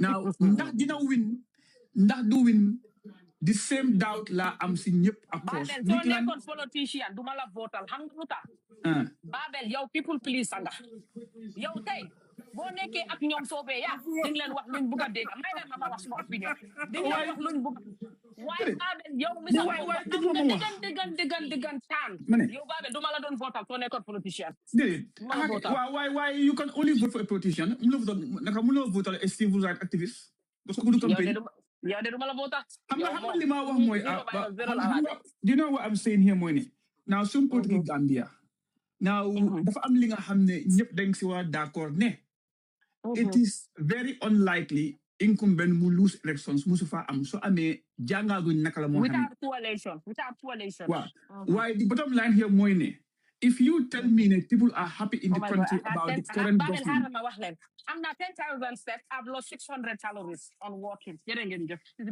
Suma toge fi ma confirm ne the country is at the right direction or people are appreciative of what government is doing. Now, would that translate into a vote? Why behind the country is behind ESA? Yo, alpakas mune. Babel mo wax ne haral ma ko mune dem na Gambia kum la ca ben ñaar rek daf de wone sobe yalla sandil yalla baax na te lolu degal ak bapulo mangi sobe ya is the fastest growing political party in the Gambia bapulo ha mo wax la dara gaay den dem suma ko ñu Joshua ci anti-bidi ku leen recevoir ku foofu di fait political party dal levé ba damay ootu parce que xam naa gars ñu Joshua fu gars demoon 3 weeks ago suma waa kër si dem suma këri maam xam nga politique Gambia ni mel foog nga understand now gis nga ñu bokk tey si politique démba at 2021 am ñoo xam ne dañ talk about 2021 dëgg la de ana suma mobile bi man pare am ñoo xam ne ñu ngi doog a xam kuy Adama Barrow in 2021 that's the time they get into politics and know Adama Barrow. Why gis nga li xew on the ground dafa far different from what is happening in the open ak ñun li xam. Waaye léegi Doudou Dia yow tam doo ñëw wax ñu lan moo nekk on the ground. am na bi ma duggee Banjul am na ay maire yoo xam ne soo ufee dañoo daanu dee ñu ngi toog seen néegi am téléphone yi boo xam ne amul GPS téléphone yëpp is full of voters ñoo xam ne fu leen oo ñu dem biir Banjul. The lolu is across the whole Gambia. Now, Yaya Jammeh dafa am lum implant Gambia si politique. Dafa jëwoon mairie Banjuli or mairie Gambia ñi nga xam ne ñii de xëy na ñu ngi tal ay Maka ak ay Juli. Yaya Jammeh ñoom la jëloon inject politique into them ba nga xam ne ñii da ngaa gis gars yi nga rombaleen nga xeeb leen nga foog ne ñii duñ politicien. Fekk li gars yi amee the resource that they have to direct a winner or a loser is a way they need to change it. Can we call it? Now, this is new. So in on your side, your son win is likely because Mary they will do every job that you want them to do. Now the likes of CDI, the likes of Dusano, and the likes of Lamin Cham. They are ñi nga xam ne tey jii man su ma amoon tey a political party I want them in my party because of the name their name is a signature of election winning by any means. Now tey jii tey man du ma ne Essa Faal mu ngi of course muy gain popularity in the Gambia okay because man dem na am na a moment going around. Why ndax dina win, it depends on the strategy. Invite now. I don't think you want to come now. The furthest full win right now, Teji, is a strategy to be applied. Not dam tahaw wa komone Barrow ligayut. Now, I'm not going to can go Why there is momentum been given out to Why, these Babel, operation let parties. me ask you with honesty, nga answer madam Sumayon. Okay, without coalition, Lala, we're talking about Sobeya as a party, APP Sobeya. Okay, we know man Suma Bopa Hamna very well. Sobeya su triple percentage boom am last election. Duko am lum amon. It's gonna go way beyond. Yeah, you understand? Well, Of course, they had like well, people have. They answer my question. They've done. People have known them better. They've proven themselves better. Take Hamilton SFL 2021. You know about SFL. Young Madega. So it's gonna increase. Why in that case, do you believe the SFL going on his own is gonna win election? Right? Election BBB this year. Do you believe in that? Buffalo does on sa munna win. Hangaluta. Now, it's not about SFL moving. SFL rek munta win. It's about people vote for him and he wins. Now, the question moy, ni wala che moy. Nah, liño wax ne Gambia metti na at liño wax ne we want a change. Is this the language of every Gambian? Did every Gambian agree ne we need a change? Did every Gambian agree ne liñ in or liñ génné in 2016 and the promise that we want to see as Gambia? Did every Gambian agree ne achievement everything else? Alhamdulillah, nenjoh baro another time. It's not about SFL. It's not about me or you. It's about the 960,000 Gambians who feel ne change is the only thing that is permanent. That is what we have to focus on. Esa mudem coalition muna dem lose. Esa muna dem lose. Kuneka muna dem go lose. But like I said, now having a coalition is only taking amuto ngai dawal ngam insurance policy, insurance company. Now you can drive your car without insurance. You can drive your brother's car without you being named in the insurance. As long as the car is insured, you are good to go. However, without it, you can still drive. Now, coalition is only an insurance policy to guarantee. But nitki muna dem moving. Now winning is up to the strategy you apply on your campaign and that nitty. Do they believe ne? Sakuma yigaidi Aktalinda yigaidi is that what they are worth? Is that what their lives are worth? Now, bro, definitely lapitan. Now, definitely lapitan right now. Yo, gadam pull for you. Do you really see or compare yo suffer you being able to them at linear right now? These up to people and the users to determine. And beside that, if we play the same politics that they are playing, when got to gain 120 million, of course they will win. Now, again, there's an obstacle. Baramuna nyakadam campaign. Just go ahead campaign. Because CA, they can go and campaign. To CA, we are going to on campaign Demba. Now, remember, Bara is on an alliance or a coalition of multiple parties in Hamne, Kulen Hep Tenga Day. Now, Nemsia see Mr. Bodan, Bam Ame Party in Bokachi Baro. Koku, he controls part of the Combo and the Gunjur area. Now, CA Tamita, I'm a say in part of West Coast. Nyen Amadba, I'm not from Amse, Amadba Bingo Hep Sipotic Bit. Fumboka, he may not speak what linga bo diga, but the guy on the ground, I'm the young hamne fum ini. So it's not only about Munga Ben Barobuga Amadba. Why Bugo lawyer da Bugo SFL because of Amadbala, Mpusula under NPP. Lee more the danger we face with right now. Baro MPP is not MPP in government. MPP MPP alone cannot win an elections. Hamana Vini. Heja duja hamalima wax.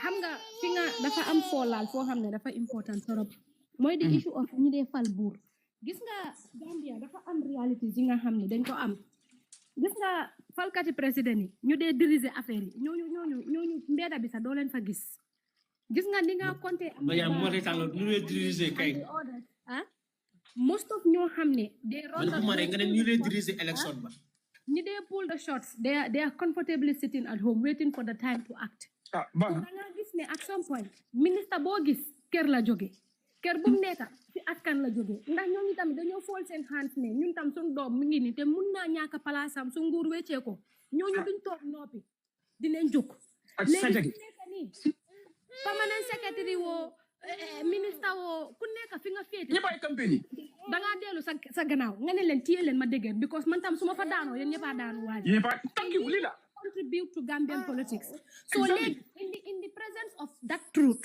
nga boole si yoon ak tali ak yëpp li nekk di xew nga ne loolu yëpp ni ñu should not put it on the balance protection ñu jox ñu ñuy doole Mariama bul fàtte loolu dafa nekk a very tough challenge another issue tam man bima foog ne I think we really need to have a conversation on gis nañ 2016 coalition bi ni mujjee it's 9 years later we're still having conversations about can more wrong can more right what is the assurance ne Gambian bi bëgg naa jëndaat a coalition led government how will they sell it so different from what has been sold before and the outcome been foog naa conversation bi and the effort should be vested on that Mariama asum bi xam naa ngi wuñu dafa am li nga xam ne soo ko amee in government 4 things or 5 things so win is guaranteed one naa ne ba du campaign one phone call Barrow can go to the chiefs gis nañ bu yàggu ni chiefs di demoon State House gis nañ bu yàggu ni benn chief di declare now if you have the local nga bro in 2021 bu mu defee di soful bi mu daxee ñoom Diba naka ñoom Dabo ak ñoom Oji Dia yëpp ñoom siyaasi lim def mooy dafa saak if that day Fra Babas Moussa my friend ki nekkoon Minister of Lands that's Mr. Diba nem siyaasi mu tamit gaañu na ak Mr. ba pare mu put Dramé local government now ba pare mu put tamit waaw ba pare mu ini the Minister of Finance dafa Mambouri Ndiaye who is Mambouri Ndiaye Mambouri Ndiaye at that point has no alternative on to accept so jom mu ne ko how high otherwise Asha let's go back to the Janet Commission recommendations so Mambouri Ndiaye was a dog bi nga xam ne just never dama wax a proverb like a dog boo xam ne amut buñ pour matala woon at that time now li mu def again mu indi Bakary Badji ñoom du Sane ñoom wow all this privilege they enjoy you think they will mu Bakary Badji daf ko Minister of Youth and Sports that away from them dafa metti they will not rest tamit gis nga soo amee local government Minister of Finance Youth and Sports and local government and lands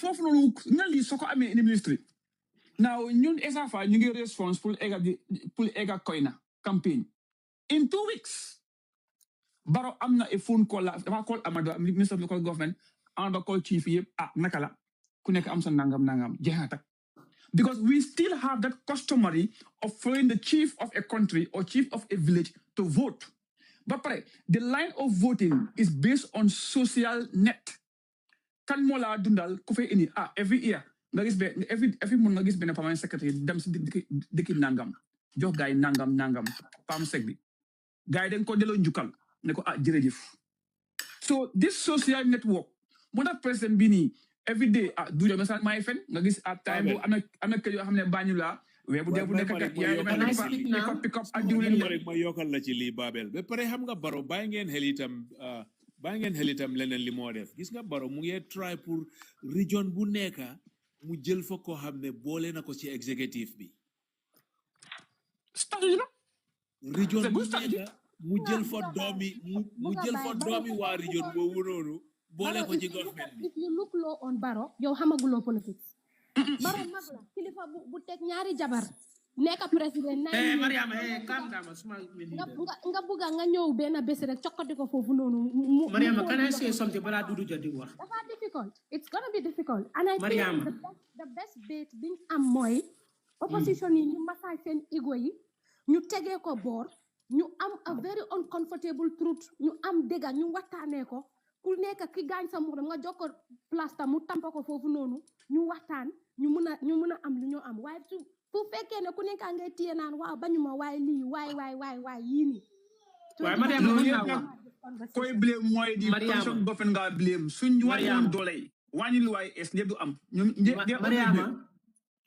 Mariama si sa waxal Mariama xam nga dang dee fàtte tam nu baax tam nu ñuy def te liggéey nga ci di National Protection Agency di ko jox nit ñu doole every month ñu am seen nafa direct waxuloo boobu de te loolu lu baax la de la nit ñi ñu ngi koo waxante doon ko wax nag tey ñoo nit ñu doole ñoo xam ne ñoo leen xeexal ñoo xam ne tam single moro yi tam ñu ngi bénéfice ci loolu noonu xam naa da ngay wax tuuti na dégg la waaye at least is better than noonu ñu ngi am xaalis direct di faju seen soxla foofu every month nafa nga ñëwaati waati man développement rek laay wax kenn du mun a waaye si ban single mother project luy loolu single parent comme benn jigéen wax waaw xam nga benn project den am moom xam na ko ci National Protection Agency ci naanaadam nekkoon dam nekk on the office of the vice president te di jox ñoo xam ne yeneen yaay yoo xam ne amul góor comme ñu amee seen doom kese single parent yooyu noonu dem te ne ne jox allowance every month xaalis ak less privilege. This is given by data from the G-Boss. Mariama xam na si nu may wax bu baax a baax nekku comme politique nekku teel wala last year am na koy laajte that everybody is getting in that dañ dee select. It's not about favor, it's not about selecting NPP la wala déglu dañ defoon social registry so with the social registry G-Boss ñoo ko defoon so social registry bi ni mu dee demee mooy dañ dee assess nit ki vulnerability in terms of naka la ndax daf dee mën a provider boppam lekka comme lunch breakfast and dinner and also ndax xale yi am nañ access to schools and stuff like that so it's a World Bank funded project under the Gambia Rise initially mu ngi woon in a lot of countries so li ko gaa dee def mooy it's spread among 21 poorest districts in the Gambia so dañ leen dee jox 3,000 by monthly it's not every month every 2 months ñu jox leen 3,000 cash transfer bi nga xam ne dañ give it to them and it's in 21 districts poorest districts in the Gambia and in those 21 districts the poorest of the poor la ko gaa yi dee jox every 2 months so am na ñoo xam ne tamit dañ dee mën a am access to scholarships and other stuff around project boobu and right now ñu ngi ko roll out to West Coast tamit some part of West Coast the KM bi tamit ñu ngi xool certain families yi nga xam ne kenn du part of it and the beneficiary checklist bi is not partisan based but if bully inyan is big is something new and people are going to benefit from it's not stay la ko bala ka di wo politique Mariama kañ la ko gaay commencer this is just wait I'm going to lila don't wax sometimes we need to appreciate little things we happen because if it don't happen moneka 1 or 2 people are benefiting we should encourage that you give more because benen government dina fi ñew gis nga baro it's going to go and another government coming ñun Gambians suñ bay ñun des politiciens we will never appreciate anything that is going to happen in that country sun dega yu melni we let's move on go on Durija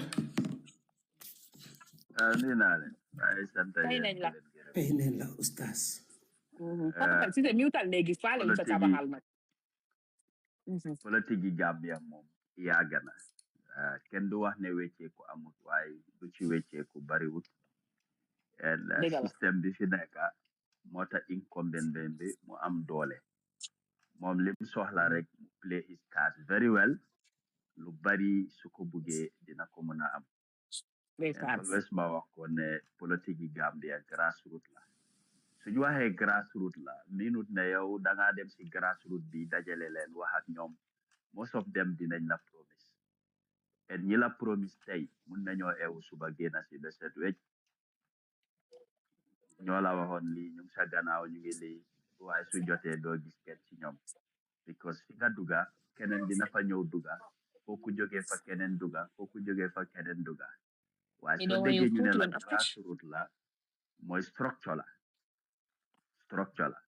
tey ñu bari ñu ngi laa naan dem naa si grassroots bi lii ak lii soo demee si grassroots boobu gars yi amuñ fa structure soo demee ne kan mooy seen chairman fii doo gis kenn kuy seen yaay compine doo gis kenn kan mooy seen youth leader doo gis kenn so ñi nekk si grassroots boobu yow foog nga ne dafa am loo leen wax mu dugga seen noppa moom nga leen keneen dafa ñëw li nga dugal seen noppa mu génnee nit ñi tam politique bi fu mu nekk xaalis dafa involve politique yi Gambie et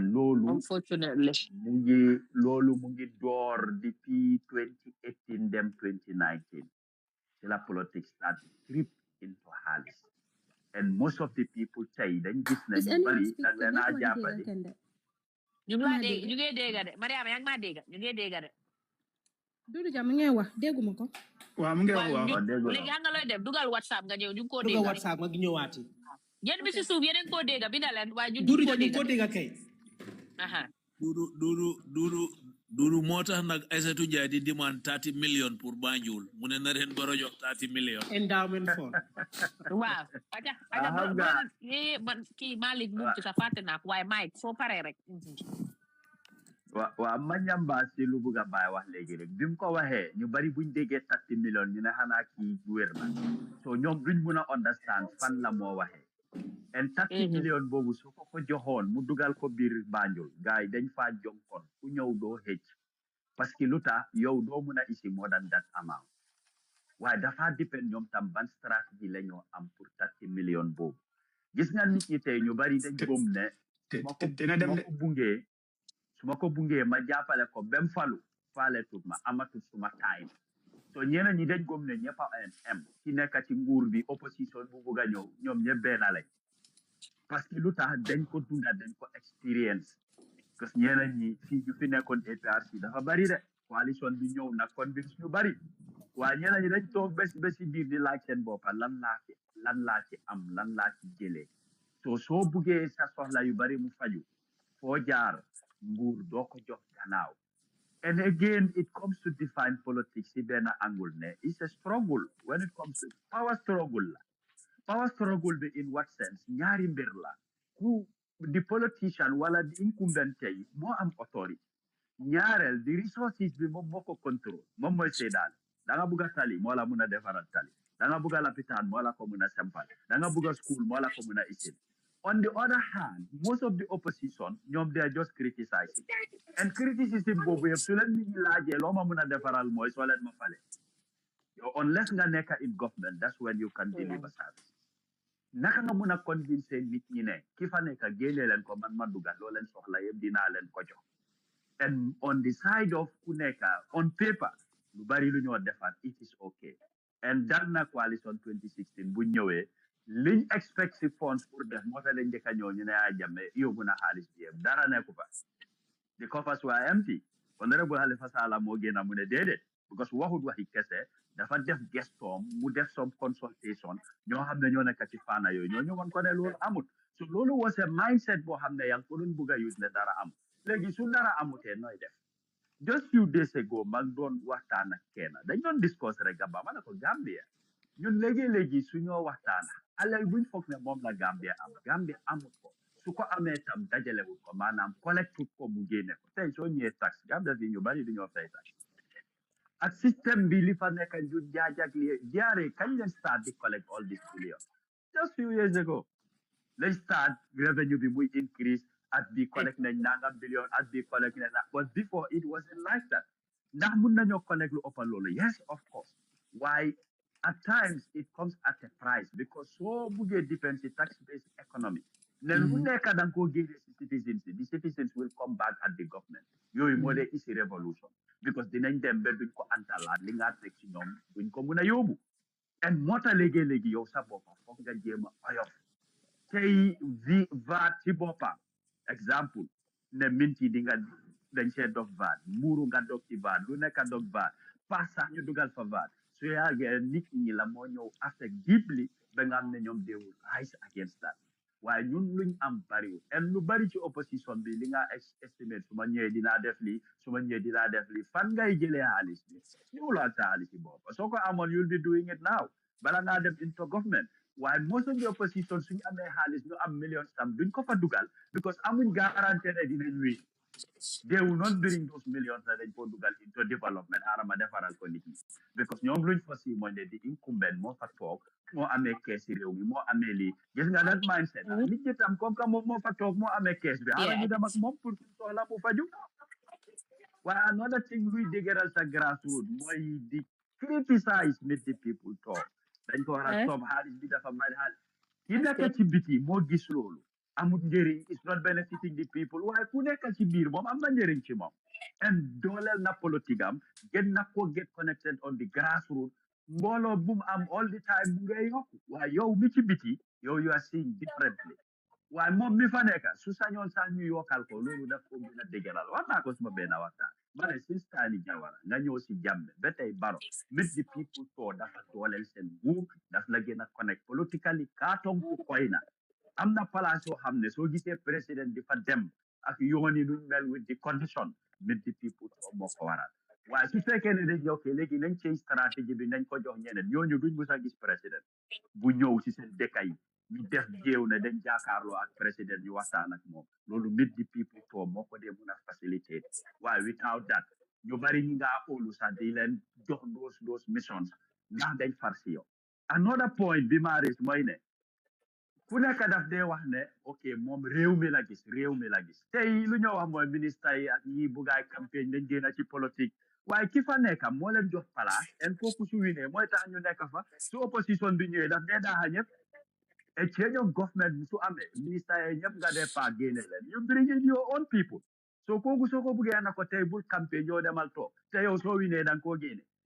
he or she will not take your advice moo tax li fa nekk kooku mooy tax mu am place kooku mooy tax moom even jàng na am na xam-xam bi mu am mun a continuer di serve Gambian si kooku moo ko jox the opportunity another new government su ñëwee dañoo change ñëpp cabinet bu ees la ñoo tudda so the same people nga ne ñooñu buggaay politique nañ dem toog so su fekkee ne nit ki am na qualification ba nekk minister léegi waaye su beneen government ñëwee daf koo change so kooku du fa toog di sukkandiku ne okay I have all my qualification beneen nguur su ñëwee I'll continue to be the minister of health déedéet parce que yow sa parti buy ñëw ñu bari ñu la jegeñ ci ñu jànga ñu struggle ak lii ñoom tam the same thing la ñoo expect ne suñ faloo the ball game has to change they're seeking for position ñeneen ñi dañoo taxaw ci parti ne la man bugguma position I don't want position ñeneen ñi soo déggee ñu ne la bugguma position opportunity bi moo ñëwagut du ma use beneen parti de ñun APRC la ko use for many years ay nit lañ gis ñu ne bugguñ position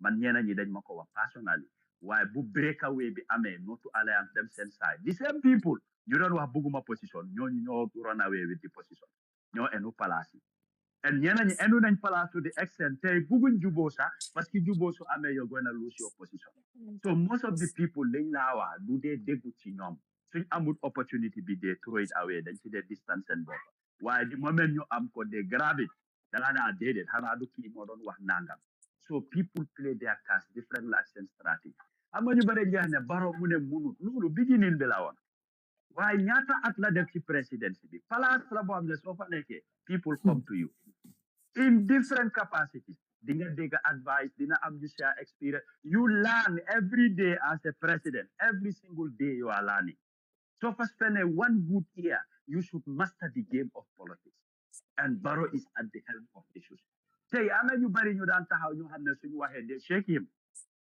most of them dem nañ join ko en emut si nga join ko mu ngi la jox place lu bari li nga yaaxoon ci kaddu ci ay wax ci campagne te yaa ngi demaat the same places yaa ngi ko mobilize sal ne kaay leen Barrow is the man loolu nit ki su munut politics what else do you call it ki taxaw ne man kii maa ko fi war a génne mooy eew suba ne and to run the affairs of a state tam ñu ne mënul ko tam Dodo Jah ñu ne no xam nga lu bari doo ñëw rek publicly nga explain ko waaye dama laa wane la ñaari mbir ma may keneen mu waa ñaari mbir opposition bi nañ ko bàyyi xel ñu bari ñu ne la man yow laa àndal gomal ne anytime they can change kenn moomu leen ñeneen ñi suñ bindoo sa nekk sa biir parti am na ñoo xam ne bàyyi nañ sa parti bu yàgga te taaguwuñ la man 2021 bi ma demee nit di ko am nga suñ ñaata APRC laa gis ñoo xam ne bàyyi nañ ñu te ñun yëguñ ko they are with the incumbent duñ la taagu da ngaa toog rek gisee leen asodi nga tase ñoo ñu ne la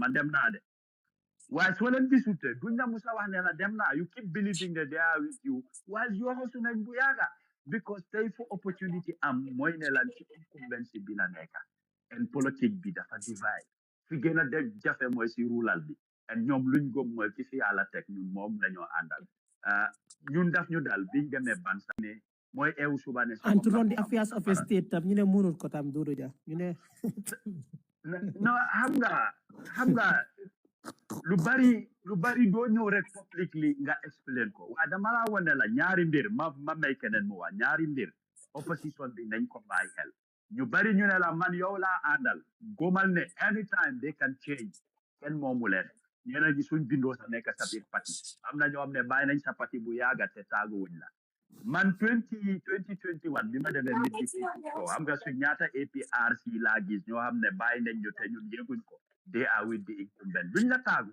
da ngaa toog rek gisee leen asodi nga tase ñoo ñu ne la man dem naa de waaye soo leen gisute duñ la musa wax ne la dem naa you keep believing that they are with you while yoo xosu nañ bu yàgga because tey fu opportunity am mooy ne lan ci incumbency bi la nekka and politique bi dafa divide fi gën a de jafe mooy si rural bi and ñoom luñ gëm mooy ki fi yàlla teg ñun moom lañoo àndal ñun daf ñu dal biñ demee Bansang dam nga di njëkk a def pour consult our people pour yëfi alliance bi whether they will accept it or not that consultative tour buñ def dem nañ certain places sax ñu ne ñu ñun de seen ñëw ñu ngi lire restrict live bi doo leen ma ko tapatel ngeen a tapate de waxtaan balaa neex nag ngeen di tapate du xaalis bàyyi leen siisu aywa ñu ne ñun dey seen ñëw baax na because dañ nekk in a funny position ñun APRC lañ waaye ñun fii suñ nit ñi duñ dee oro ak nguur dafa mel ni benn tànka mu ngi NPP benn tànka mu ngi APRC soo leen ñëwee nag ne da ngeen a def alliance pour ñun ñëpp ñu nekk benn loolu dafa yomba ci ñun moo tax Barrow first tour bi mu def buñ amee alliance bi ko journaliste yi interviewé bi mu demee State House lan la wax mu ne the biggest political decision bi mu mës a def ci life am mooy mu def alliance ak APRC loolu dafa yombaloon ñu toog si fence bi wàcca si ñu égoon si guy bi wàcca ñu ŋarale léegi xam nañ fan lañ war a dem ak lan lañ war a def loolu dafa bokk ci li ko jox doole because kii mu ngi seet kii moo fi yàgga 20 years foofu laa nekk keneen ku ees ñëw na naka lay def moo tax loolu bu dat alliance amee dafa isi a massive crowd boo xam ne ñu bari doon am daaw léegi they were convinced na mun naa bokka ñi doon politique di nobbu suñu own people APRC ñeneen ñi dañ doon nobbu bu alliance bi amee loolu daf leen boost pour ñu feeñ ñu génn a mun a fesal ne fii laa bokka ñi doon def underground work di nobbu di campagne léegi dañ ko doon def openly publicly loolu was a big contributing factor to 2021 election te ba tey loolu tasul comme ni ko Babel waxee with the other parties yu nekk in alliance people bi Barrow lañ dee gis people bi NPP rek lañ dee gis waaye fàtte nañ ne Barrow mu ngi ci grand alliance la toog and grand alliance boo xam ne with resources am na ku ma ko musa wax dem nañ place sangam 200 nit ma ne soo fa génnee 200 nit su fa alliance bi duggee mun na faa génnee 2000 people waaw because yow yaa fa dem dajale mbooloo nga fekk ne ok fii ñuy wax di la promise ñu ngi sa dara ñu ngi sa lii nit mun naa taxaw sa ne la area bi yëpp man may leader bi lu ma wax loolu la gaa di toppa loolu bareetu tey de and da ngaa dégg ñu ne dem na fii daf leen jëndal football daf leen jox sujeer people bi ñoo ko dee dima yes fàttalikul gaay rek right na nga gisul moo nekk team bu APRC coalition partnership with Musa Suso xanaa gisul kooku di mooy def we have a team ñu politique rek ñu politique rek mooy pour politique pour mobilisation rek loolu mooy seen liggéey stratégie xam nga toogee fii toog da c'est nice Musa Suso xam nga ne ko bu leen fàtte Mike yaa nga na fi de of course kooku moo nekk head of the team bi ak with the APRC ak all political parties yaa nga politique bi tam that rapid response team most of this recently rally yooyu gis nii nit ñi di léegi brother Doudou Dia ñoo nekk di def di ground work yes léegi brother Doudou Dia yow this year election bi kan ngay vote out Adam Barrow no Malema no man are you still part of the grand coalition or you thinking about Talib no not ñaar ñooñu ngay def it's either one of them no why li ma mënta understand do you sube yàlla no because dama feel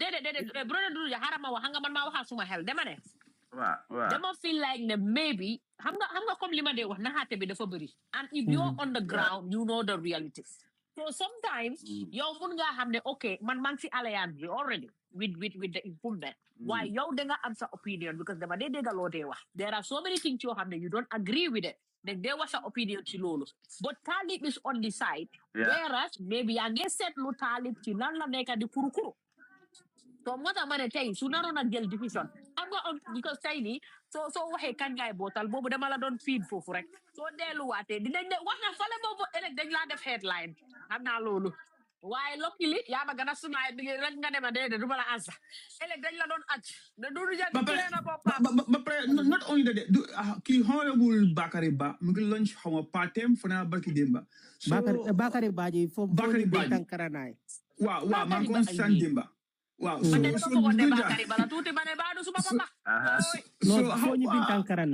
ndax dafa gën a expand the race ne pour jaxase diggante APRC NPP because can mënut a define right now APRC right now their stand yaa ngi am waaye li ma laajte Doudou Dia doole baalal Doudou Dia tontu fa rek kan la gis loolu waaw taalibe yi bëgg na ñoo xam ne Dudu Dia si ñun la bokk Dudu Dia muy APR ñun brother Dudu Dia xaarle brother Dudu Dia foo joxoñ fa lañ bokk parce que foofu mooy politique man ñu wax ñu vote ñu vote waaw no man I have a president to re-elect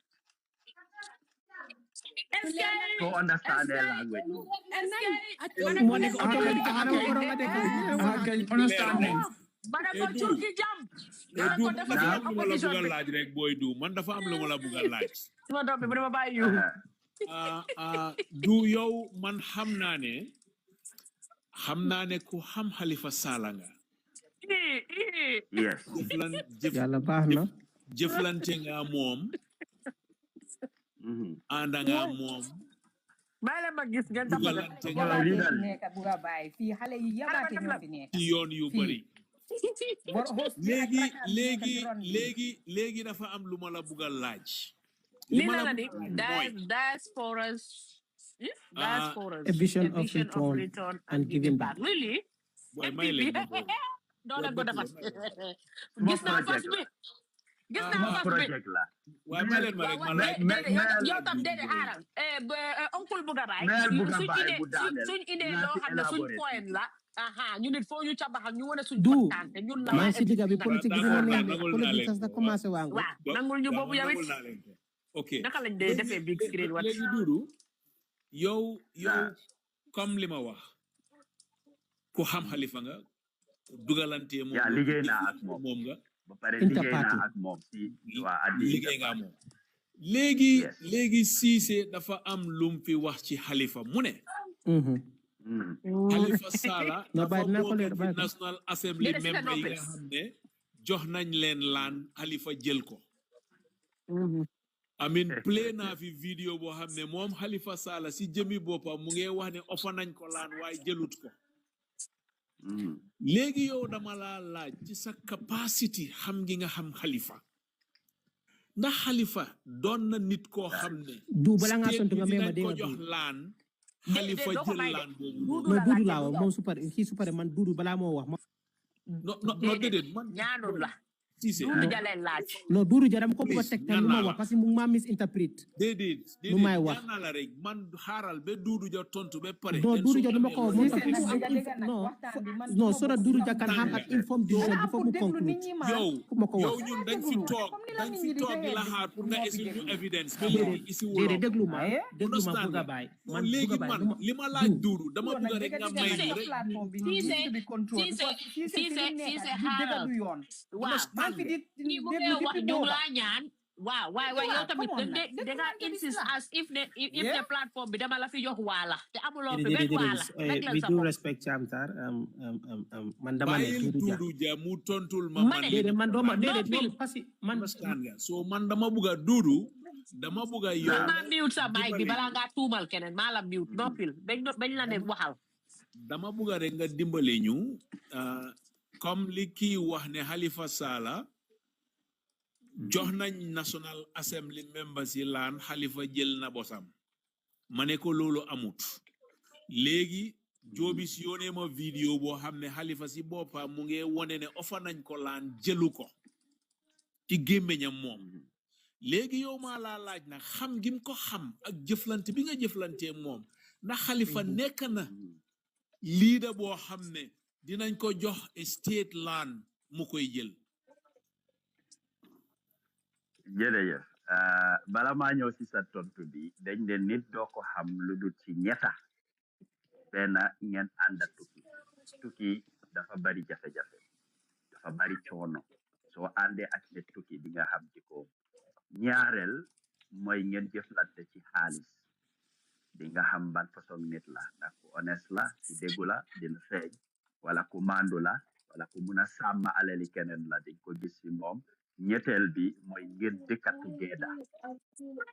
dëkkatu geeda bokk na ci time boo leen dee spend partly ngeen a spend time together li ma wax man duma PDOIS dëgg la suma koto yu bari ñu fa including honorable Musa Cham ci boppam moo suma elder brother ñoo dee ànda fu ma gis suma raka da nga war a ñëw doy suma raka lii suma koto la moom kenn la si Cheikh Baye suma koto la ak ñeneen I know a lot of people in doy waaye bokkuma doy and man duma faral nit ci lu amul waaye Halifa dama liggéey ak moom ci interparty committee bi moo nekk di co-chair and that is a period of 5 good years du benn at du ñaari at waaye juróomi at boo xam ne dama liggéey ak Halifa ma xam jikkoom xam naka la mel ak ban façon yi nit la Halifa man wax naa ko ne kenn du taxaw ne Halifa jël na $5 o amel na ko $5 wala lekk na $5 wala nit jox na ko $5 soo àndee ak moom laa la wax sax ñuy joxe su ko yëgee doo jël dina ko jaral moom mu génnee jox la yow waaye li ñoo séddaale fele du nangu nga jël ko parce que dafa bañ élection suñu waxee ne diw jëloon na ñu ne moo Halifa ñoo àndoon loolu si boppam daf ko bëgg a avoid yàgg na ak moom interparty gis nga even fuel coupon ñu invite la programme nga ñëw ñu ne c'est comme fewuñ la de jigi essence lañ la delloo rek du ko dee jël he doesn't take anything loo xam ne state property la land la or anything Halifa ñu ko jox bu yëg ne lii loolu la I can assure you ne du ko jël bokkuma doy waaye dama ko seedeel looy xam ne mooy dëgg ci moom and nit ñëwut wax ma man dama dee jàngal nit dama la dee tey even His Excellency President Adama Barrow laa la soo ko laajee Gambia kaatong tu koy na ban politicien nga respect comme ne jox nga ko cër teg ko palaasam di la ne honorable Halifa Sallah kenn waxuma ko dañ amoon gan ñu jóge woon Freetown ñu ñëw on a study tour pour ñëw study ñun Gambia fii suñ interparty bi ni ñoo doxalee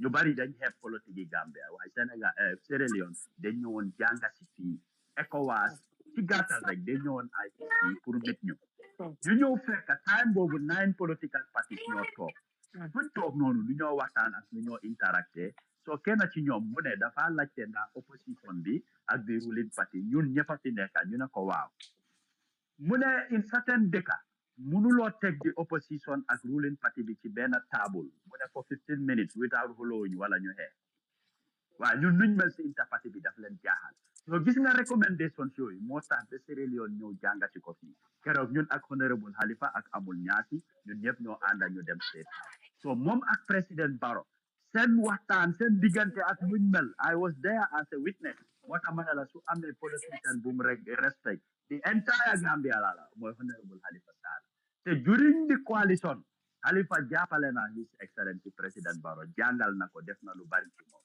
so Barrow fàttewut loolu ba ëllëg téye na ko and doo gis fenn Halifa fu moo génn ne dafa attaque Barrow di non one thing lu tax PDOIS ñu am respect as an opposition suñ ñëwee they point out the problems and solution duñ dee ñëw for personal attacks doo dégga ñu ñëw suñ la ne lii doxul dañ laa wax lan moo fi war a doxal naam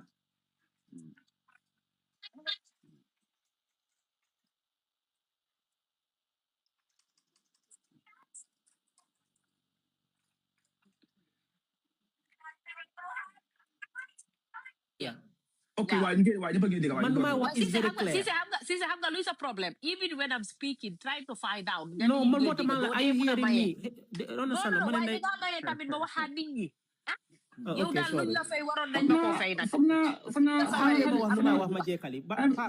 Is it possible ne ñu ngi is referring to the land allocation which is Land entitled to every Gambian? Déglu ma Harab Papa Os hanga société parlement each 5 years no is memory is right is même tout rek man ma is very clear bu ma ñëwee ma ne leen Halifa Sallah did not receive the because ñu ne ñoom xamul the source of fund moo tax ñoom sooy wutul all doy personnel don't take those pickups ma ne si la gaa ñoo prepare a policy which Halifa Sallah sa moo ci liggéey bu baax si 5th legislature bi moo tax 6th legislature ñoom dem fekkal léegi sa pare na yaa ngi understand but this land allocation include bi is every 5 years suñ jeexalee each National Assembly member dañ ko jox land we include Halifa Sallah boobu daf ko entitled lu ko government offer loolu waxuma boobu man nu ma wax National Assembly which whereby is the clerk of the National Assembly that is the National Assembly service Mooy yundum Boy, to be entitled of something and taking something are two different things. Please, we do What respect. stop playing with We do words. respect. We do respect Halifa again. never took no land. Can I allow me to speak? No, Even you are entitled. He is playing with words. Dudu. He's playing with words. Degluma. But not taking it. You have spoken, so listen to me. I have listened to you. We do respect. So stop playing with words. I'm not playing with words. I said I made it very clear, and I'm on records again. Write a question to the minister that all National Assembly members send list be, including in fact some ministers, the 5th legislature, New Zealand land. So all the National Assembly members in the 5th legislature, they took their land and accounted for. Ask your National Assembly member again, those two joint officials, ask them. This the last year, second ordinary session. Mugaunak. I'm not saying we all know, but so go you talk a feeling or that is totally false. Boy, man, he can be entitled. Why is he in a form of corrupt practice and been given because of your entitlement are different? No, okay, that's fine.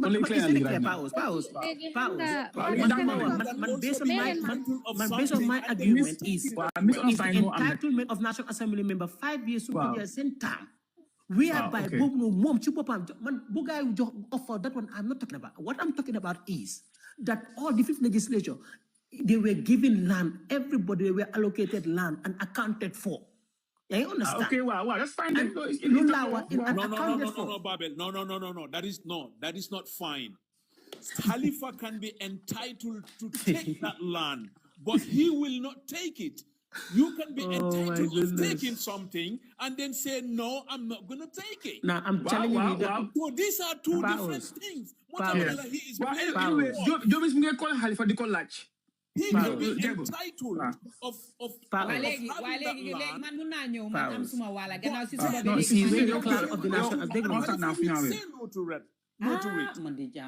debate. His name at IC could be one of the factors IC would reject his application to head a party at this point of time. Now, they want the law, but resign. So they don't debate for No, better law is not clear. Let's assume okay. Better the application is there pending, there is going to be an outcome. Now, as a UDP candidate, as of now, better at good any physical resignation letter of him, TC to the IEC. Are these going to be factors that could affect his application to lead a party as far as IEC is concerned? But when he resigns, that if I trigger a by-election, that law was to change.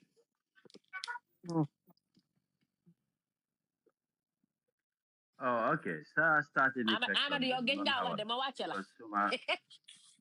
Network by Jalgati. Yo, Wi-Fi there. The Biden Gambian, you got a Wi-Fi. Hi. The ruling government said internet will definitely. No, because it's you said la de subscribe. No, them are Gamtel, I'm fiber. Very good. Okay. Gamtel is the best, yeah. Wow. Well, finger Daniel understand that point about that so resign. I finger Dore Mundondo. Wala Buganga repeated. Okay, finger Dore Moy Sufekene. Talib's application is still at the IEC pending some checks. Now, is it going to be one of the factors that will determine the success of the application? Moine, he has to resign from UDP and then tender a copy of letter to the IEC to one lane. He's no longer part of the UDP. He's now going to register and form his own new party, which he's going to be the leader. By virtue of two things, an executive list that UDP once sent to IEC, and also on the nomination list where his name was as a candidate. Now, on top of these two things, would now form a party by which IEC would accept his registration. Oye ko papa na kawas. Kijong ududio. Well, normally, Babel, Ben executive member, today be the IEC, for one and you are an executive member of a party. And so resign as an executive, Fogumatamne, you have to write to IEC when let resign the party. Lide Helmoine, Lua Bidafane, Party Buneka, the Fora hold a biennial congress. Every 2 years, the party the Fora dem congress. Legi party bi su demee congress moom moo dee binda the list of all the executives mu submit ko to the IEC ne ñun parti ABC ñi ñooy suñ executive members congress or not su fekkee kooku bàyyi na parti bi suñ ko replacer then parti bi ñoo war a binda IEC wane ne génnee nañ Babel léegi Dudu Jah moo jël palaasam then it's not necessary pour Babel di binda IEC wan leen ne man suma place ci parti bi delloo naa lii moo war a am ci loi bu dee nekk ne di individual mooy right to IEC ne man parti sangam maa amee disposition because in most cases sax duñ la dee jox any appointment letter dañ la congress daf la dee taana in most parties xëy na am na parti yu ko dee waaye in most political parties duñ la dee jox appointment letter moo tax ñeneen ñi soo gisee ñu dee binda resignation letter di ko publish is for the public out there pour ñu mun a confirm ne si diw la jógee gis nañ fa sa tour maybe sa signature pour especially the media ñu mun a confirm na diw day delloo na palaasam wala bàyyi na parti bi but you don't have to write to IEC now when it comes to moom being the mayor dafa head a municipality to resign then by election dafa war a am parce que resign la then foog mu am ku war a jiite foofu then IEC dañ war a conduct elections pour kuy nekk the next mayor resign as a mayor or in the party munatut the same thing no, resign as a mayor. Not no. Resign. No, resign the party right now. No, resign the party. Lua bobu gene nenko. Okay, that's clear. Resign the party bi. Wala nga buy party bi dem fenen. Party bi kom danga nyaka sa seat bi. That law has been repealed in 2017. Lolo the fifth legislature. Nyom nyoko gene. So, formula neka. So resign as a party bi. You still maintain your post. Jel ko si Sirifo Sonko. Either resign, then it's all the same. Party. And once you cease to be a party member, by election done why do matelo si parliament rek dam changes no. It was across not only parliament every elective position la. Then what happened then in Birikama? Ni kon kon moto kon UDP demon court ak Sirifo because kon lolu passé won na. No, Mota Kordi, Fanla Muje, Sirifo ended up continuing as the chairman. There was no by-election. No, because Sangabo no UDP nyoko dahon. Mom Laiwa. Mota Marela, so resign it doesn't matter. You don't lose your seat by defecting. The end result, you are no longer a member of the party. Resign but not your seat. Expel. It was across. Okay. Wow. It was across. Mota manglonjo a reference. So the thing about the side, Muje has my question. Okay, go on. Wow, Bana, please, wow. Why you also resign personally from Lady Momsi resign as the mayor, IEC, then you conduct by election. So incapable in a sense that the favor. Momsi Bopa acknowledge ne, Dumuna continue by election, the Fara am. So fake Kifaneka, for instance, come Gena na Adina, then by election the Fora am. Wala Mutuki and Nowatu, which means that the seat is vacant. Either of these cases, then IEC then you conduct by election. And by election be IEC send up a declare the position is vacant. Nyom set a date for registration, that them jail form for fill ko. Nyom set a date for nomination, set a date for campaign, and they set a date for election. Parce que nyom the referee. Nyom govern all political parties. While the position itself is an elective position, either Bokagasi party or not. Once it is vacant, Sani Karta Mola Famuna take, then IEC have to organize elections. While resigning as you expel, the outcome is the same. You are no longer a member of the party. Either of which, then the dafa leer ne kii nekkatu fa waaye politics moo nekk di dem on Talib mun na resign yes waaye UDP tam mun nañ ko expel yes so ku nekk is holding their political card parce que tey su ñëwee mu ne resign from the party mu binda ak yi a lot of people ñu sympathize ak moom dañoo def 360 they will go back to the party bi su ñëwee mu ne expel na ko daan na ko a lot of people will sympathize with him and they will march on him shoulder to shoulder lii moo fa nekk this is the game but equally so léegi am na ñu ko expel so why not Talib so léegi do how about at IEC level and Talib wanting to register a new party which he will lead at IEC? What are the chances of Nedenko accept or not, having still now been a candidate of UDP one time? Wow, Fufu, nit ñi lu ñu war a understand mooy soo buggee register a party it's not a personal property. Party bi du comme ki ko bugg a jiite kooku ngay xool ne danga ko disqualified then doo mën a register party déedéet the party belongs to the Gambians moo tax nekkul benn tour la you submit a list of executive members kii mooy nekk lii kii mooy nekk lii kii mooy nekk lii suñu waxee ne yow mi nekk si boppa bi mënuloo jiite they should give reasons you outline loolu but that should not stop the party from registering. It's not a personal property. In this case, let's assume that Talib is the leader of the party. So what will the law says? Moi Senegal bu gay fighté Sonko taxut Pastef am nañ candidate. So let's assume that Talib's name is on the leadership of the party, Unite. Yeah. Now, how would the IEC... IEC will have to write to them. One and a Kenyan Buga Mujike qualify, then they'll have to select somebody else. Registration process. No, what is the law says?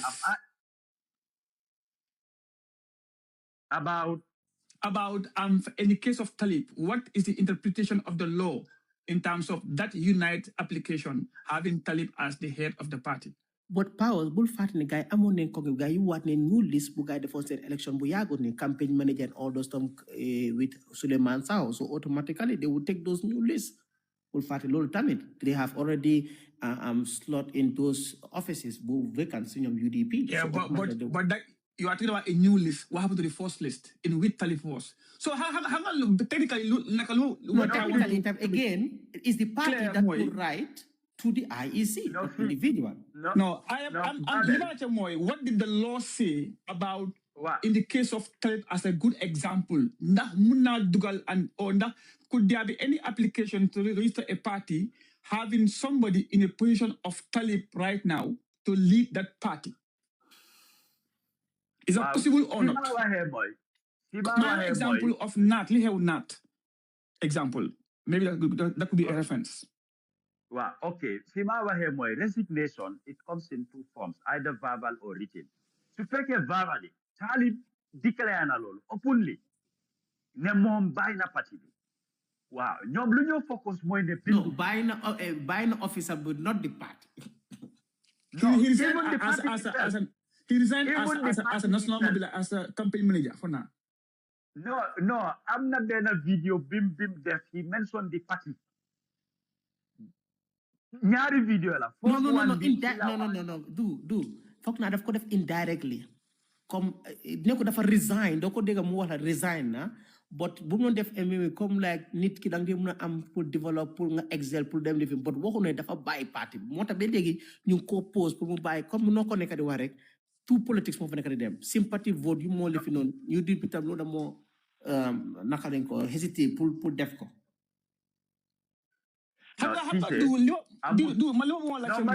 Did the Gambian law allow somebody's name to be duplicated in the electoral register? Powers, you cannot register a new party when you are actively a member of a new older one. Thank you. Thank you. No, Manyo. He is not actively a member of UDP.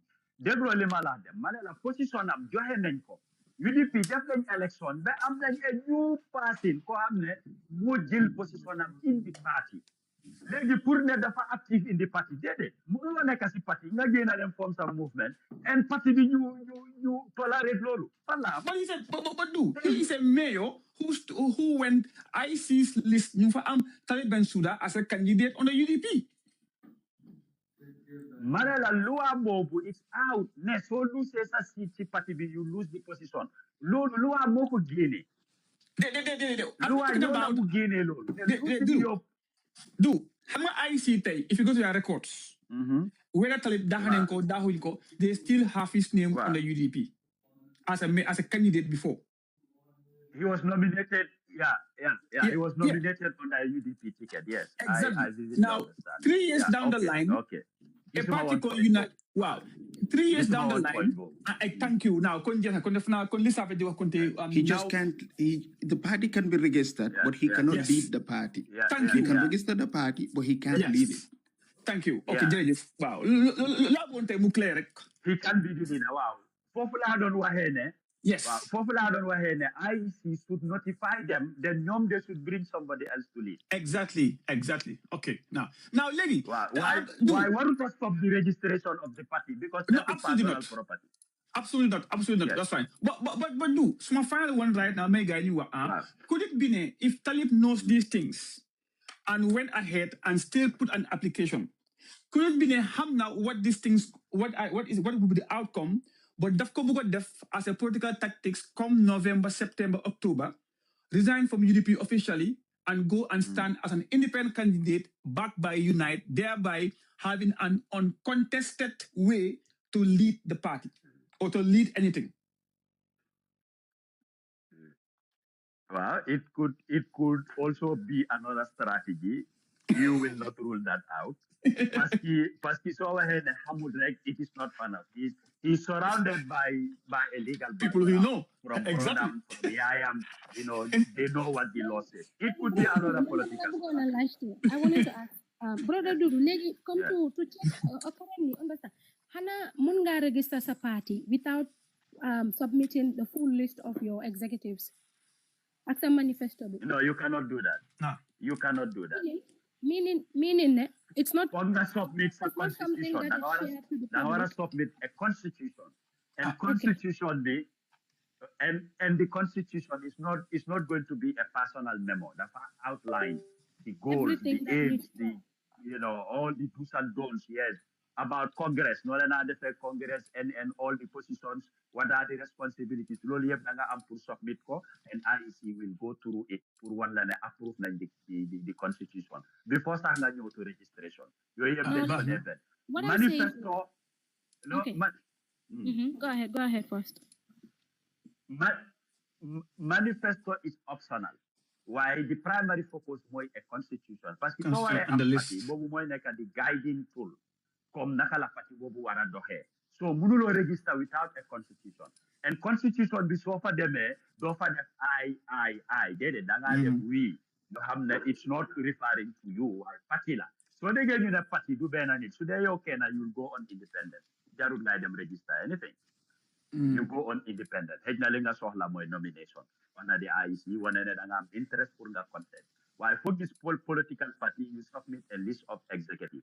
Nyata executive la moneka, it depends with party the structure. As mom nakala buga shape the executive. Why there cannot be only a single party to register a political party. Muntanek. Duru harama like ko li pause bala mo parce que mu suma may. Executive yoy nonu IEC dafa am pour xam len.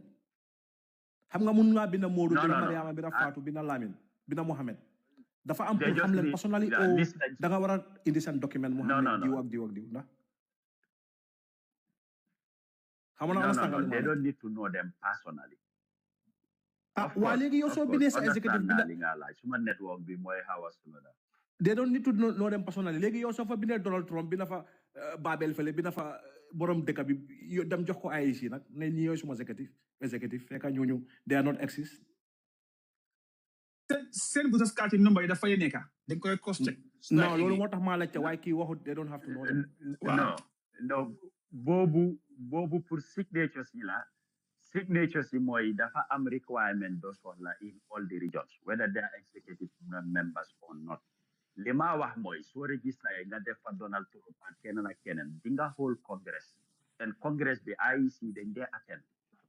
So the registration bena mbir la waaye IEC seen boppa nekkuñ di apply loi bi lan la wax suñ ko defee a lot of political parties dinañ leen ban wala ñu suspend leen because they are not fulfilling criteria si nga xam ne electoral law bi loolu la provide as a political party toppuñ ko même ses daal ñoom toppuñ loi bi même ses lan nga soxla ak lan nga war a def waaye gars binda nañ wow binda nañ to all the parties now through the inter-party committee and they have sent copies to all the parties ne January B bala moo jeex gars dinañ dem round to check all the political parties and bureaus in every region and send national bureaus they will do that so guys them around now luñ discover they are going to take steps so don't be surprised after January, maybe a few months after that, Nagis party suspend or party ban or IEC, you take a condition, them mutalili, or else you will cease to be a political party. They are working on that. I can vividly tell you for free because they have written to all the political parties. Let them work on this issue.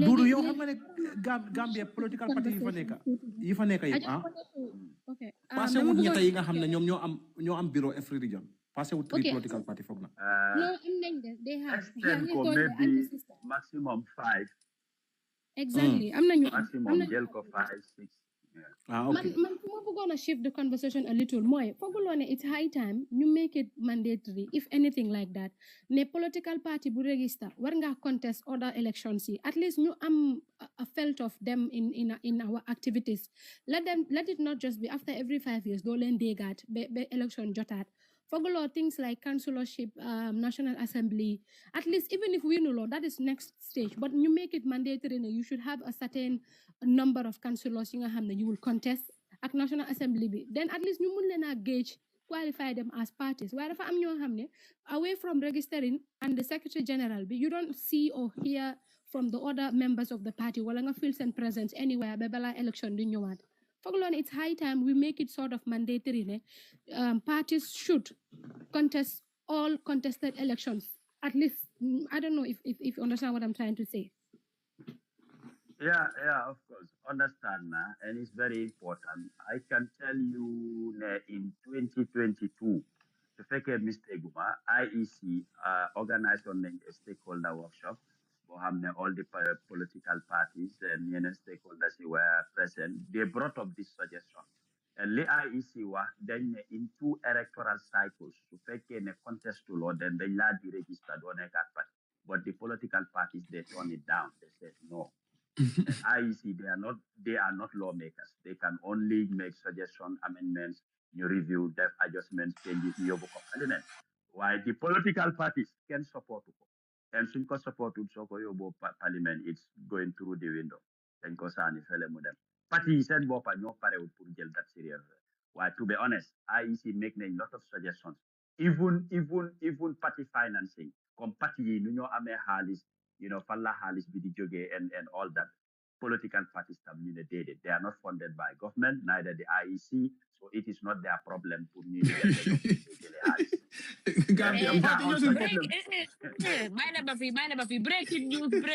breaking news.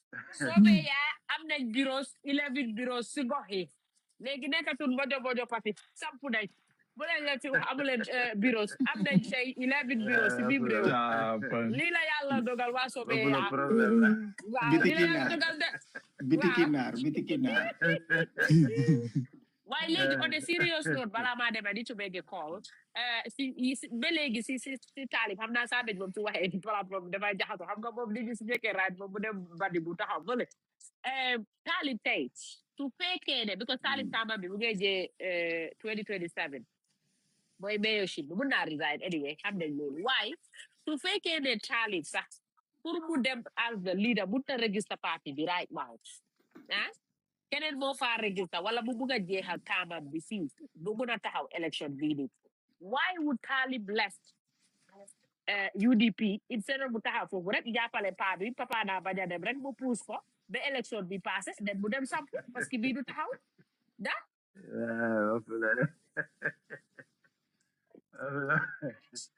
léegi yow la nga boo nga tuddee papa naa bañ a dem paa bi daa bañ a dem di yow nii la kaa yow